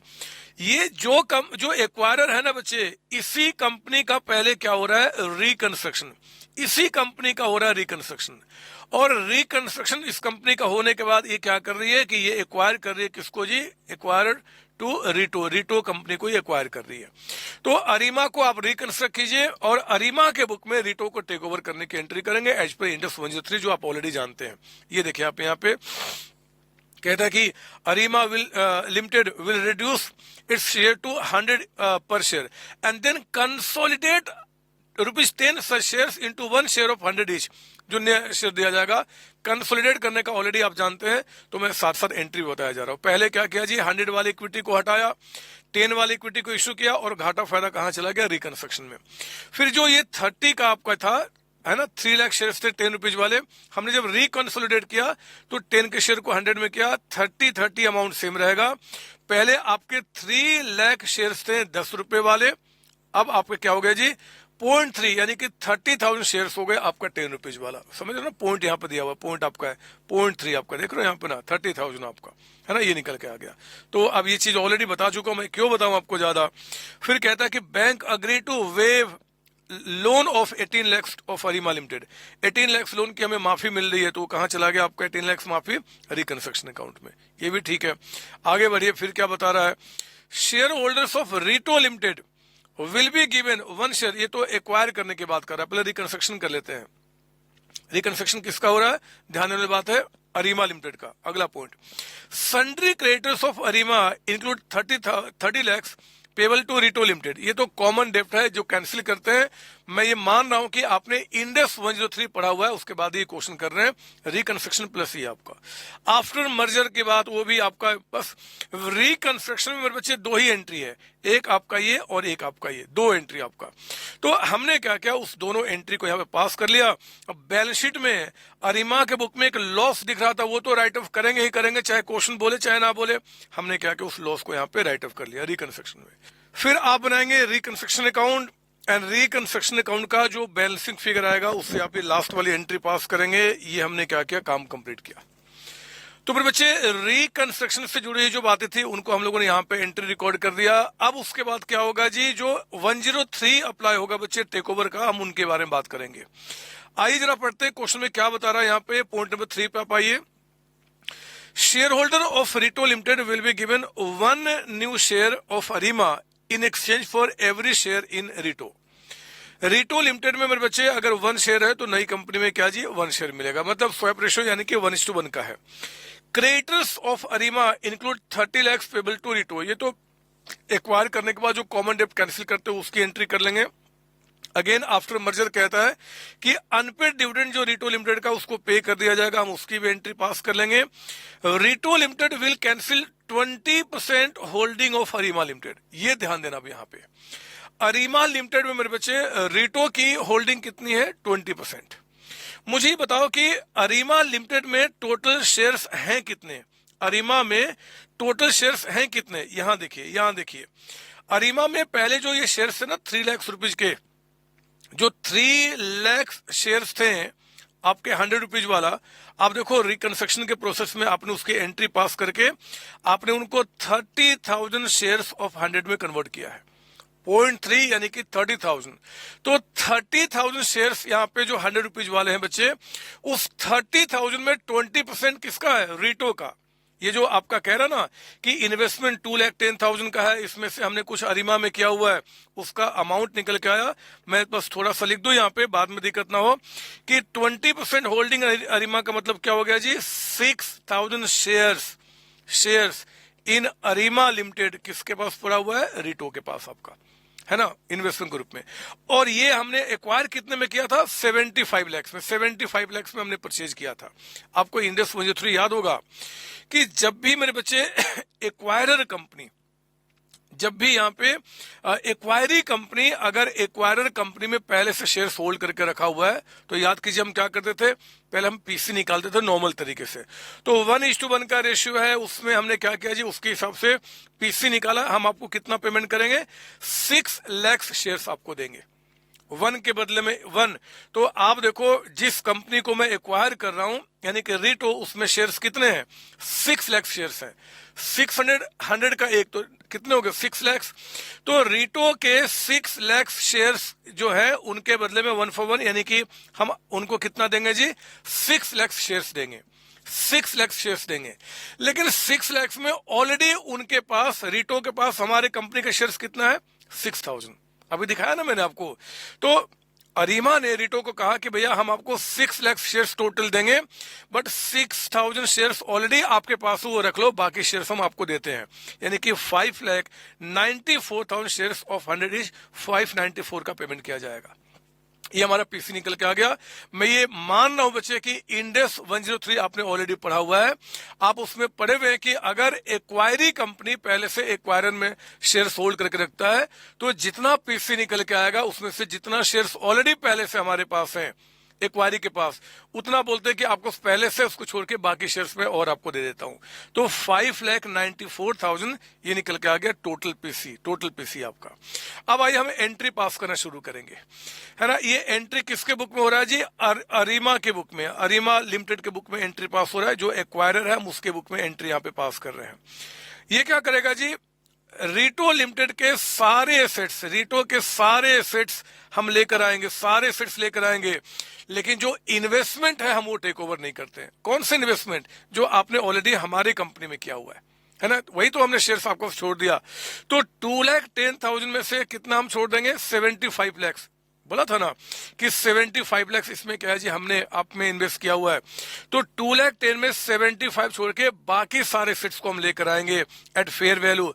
तो उन्हीं चीजों को हम यहाँ पर लेके आने की एंट्री कर रहे हैं। हमारे पास फिक्स सेट्स आ गया, हमारे पास इन्वेस्टमेंट 135 आया, है ना, 75 छोड़कर। डेटर्स आ गया, बैंक आ गया, लायबिलिटी में सब कुछ हम लेकर आएंगे, to unpaid, to creditors, to bank loan, to debenture, सब कुछ, एंड टू कंसिडरेशन हम कितना पे करेंगे, 594। जो भी बैलेंसिंग फिगर आएगा वो क्या होगा जी, नीचे में आपका आ रहा है बैलेंसिंग फिगर, तो इसको हम क्या बोलेंगे, गेन ऑन बार्गेन परचेज। और आप जानते हैं कि गेन ऑन बार्गेन परचेज फिर हम कहां ट्रांसफर करते हैं, कैपिटल रिजर्व अकाउंट में, है ना बच्चे। तो इस तरीके से हमने काम पूरा किया, और इस कंसिडरेशन के बदले में हमने क्या किया, 594 के इक्विटी शेयर्स दे दिए, जो क्वेश्चन आपको ऑलरेडी बता रहा है, ठीक है ना। तो इस तरीके से हम लोगों ने क्या किया, आपका जो बिजनेस इक्वेशन है इंडेक्स 103 के मुताबिक वो एंट्रीज तो आपका पास हो गई। अब जो वो मिसलेनियस में कहता है कि क्रेडिटर्स और डेटर्स हमारे कॉमन है, वो कहां चला गया, क्रेडिटर्स डेटर्स हमारे कॉमन है, तो कहां चला गया, अरे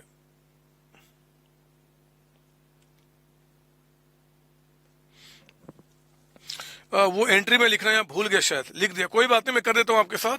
तो अब देखिए यहाँ पे हम क्या करेंगे जी, इसके बाद वो कहता है कि creditors of Arima include 30 lakh payable to Reto limited. तो एक एंट्री आपका कॉमन डेब्ट कैंसिल करने का बताइए क्या हो जाएगा, यहाँ पे creditor account debited, creditor account debited to आपका debtors account, to debtors account. जितने से कॉमन आपका है 30 लाख, ये सब एंट्री आप ऑलरेडी जानते हैं क्योंकि आप 103 खत्म कर चुके हैं, तो मैं क्यों बताऊं। और कहता है कि ये जो अनपेड डिविडेंड है ना, इनको भी हमने क्या किया, पेमेंट कर दिया। तो इनको पे करने की एंट्री कीजिए, आपने क्या बोलना है, अनपेड डिविडेंड, एक्वायरर कंपनी उनको पे कर दे रही है, अनपेड डिविडेंड अकाउंट को आपने डेबिट किया एंड 2 बैंक अकाउंट है ना, हमने पे कर दिया। कितना अमाउंट है? 60 लाख एंड 60 लाख। ये एंट्री मैं लिखना भूल गया था, मैं बता दे रहा हूं। और इसके बाद कुछ बता रहा आपको? नहीं सर, ऑथराइज कैपिटल की कोई एंट्री बनती नहीं है। बैलेंस शीट मर्जर के बाद अब जो सिचुएशन है उसके मुताबिक आप बैलेंस शीट बना लेंगे। मैं बैलेंस शीट इसलिए बता रहा क्योंकि आपने ऑलरेडी किया हुआ है। मेरा काम रिवीजन कराने का है बच्चे, और रिवीजन में जितनी सारी बातें वो मैंने करा दी आपका, ठीक है ना। तो ये क्वेश्चन एक अच्छा था, वो मैंने करा दिया, कभी भूलना नहीं। कहीं एग्जाम में अगर ऐसा आ गया तो आपके मजे आ जाएंगे। चलिए, इंटरनल रिकंस्ट्रक्शन में जितनी सारी बातें थी, जितनी सारी बातें हैं, उन सबको हमने एंड किया बच्चे। जितने टाइप के ट्रिकी क्वेश्चंस बन सकते हैं, लैंग्वेज बेस्ड क्वेश्चन बन सकते हैं, उन सबका हमने रिवीजन किया। लेकिन याद रखना, रिवीजन आपका तब तक कंप्लीट नहीं माना जाएगा जब तक इसको देखने के बाद आप सबने, चाहे आप सेल्फ स्टडी कर रहे हैं, चाहे किसी और फैकल्टी से पढ़ रहे हैं, चाहे आप मेरे पेड स्टूडेंट्स हैं, अगर आपने रेगुलर क्लासेज में जितने सारे क्वेश्चन सॉल्व किया है, एक बार उस पर नजर नहीं मारे तो मजा नहीं आएगा। आपने क्या करना, बस पेज पलट लेना है। अच्छा, मुझे आता है, इसकी एंट्री ऐसे था, इसकी एंट्री ऐसे था। बिलीव कीजिए, आपसे बेहतर रिवीजन इस चैप्टर का किसी का हो नहीं सकता। तो फिर बच्चे, इस इंटरनल रिकंस्ट्रक्शन के रिवीजन को मैं यहीं पे एंड करता हूं और मिलता हूं आगे अगले चैप्टर का रिवीजन करने के लिए। यहाँ पे बाय बाय टाटा, मिलते हैं आगे बच्चे, आगे कंटिन्यू करने के लिए। थैंक यू आप सबको, thank you, all the best. जय सीओसी, जय मेरे ICMI और जय मेरे CMA के बच्चे, यानी कि आपकी बात कर रहा हूँ। ऑल द बेस्ट बच्चे, थैंक यू। हेलो बच्चों, कैसे हैं आप? मैं CMA संतोष कुमार। मैंने और मेरी टीम ने डिसाइड किया कि जो क्वालिटी एजुकेशन मैं और मेरी टीम एक पर्टिकुलर एरिया में प्रोवाइड कर रहे हैं, उसको पूरे देश में क्यों न फैलाया जाए at the reasonable cost, under the brand name of COC education private limited. मेरे बच्चों, इस सक्सेस को हमने पाया, कॉमर्स के स्टूडेंट्स किसी भी कोर्स के हो, वो पूरे ऑल ओवर इंडिया में बैठ के हमारे कोर्सेज से बेनिफिट ले रहे हैं या ले चुके हैं। हमें जो दूसरों से अलग करता है वो है हमारा डेली डाउट सेशन। हमारा जो एकेडमिक इंस्ट्रक्टर टीम है, आपके कॉन्टिन्यूस आपके ग्रोथ पे वो नजर बनाए रखता है और आपको कॉन्टिन्यूस बेसिस पे मोटिवेट करना आपको स्टडी के लिए। मेरे बच्चों, कुछ रिव्यूज पूरे ऑल ओवर इंडिया से आए हैं, मैं चाहता हूं कि वो आपसे शेयर करूं। This is Komal Mishra of class 11. I'm Vishal, preparing for CA Foundation. Hello, my name is Anshika and I'm doing CA Intermediate. Ayaz from Bihar, student of CUC since class 11th and now in Foundation. I have purchased my CMA Intermediate from CSC Education. Hi everybody, this is Rahul. I am currently pursuing a CMA Finance. मैंने YouTube पर पहली बार संतोष sir का class देखा, उनके पढ़ाने का तरीका मुझे बहुत ही पसंद आया। Very thankful to Santosh sir. He is really a very nice teacher. अगर मैं संतोष सर के टीचिंग स्टाइल के बारे में बात करूँ तो आपको महसूस ही नहीं होगा कि आप वीडियो क्लासेस में बैठे हो, आप लाइव क्लासेस में बैठे हो। Santosh sir has cleared all my doubts and he gives a very तगड़ा concept over accounting. Thanks to COC, my concepts are pretty clear, my doubts get clear right away and I'm even able to score a good mark. ये आप भी हमारे साथ join करें और success के path पे आप भी हमारे साथ अपने सपनों को पूरा करें। थैंक यू बच्चों।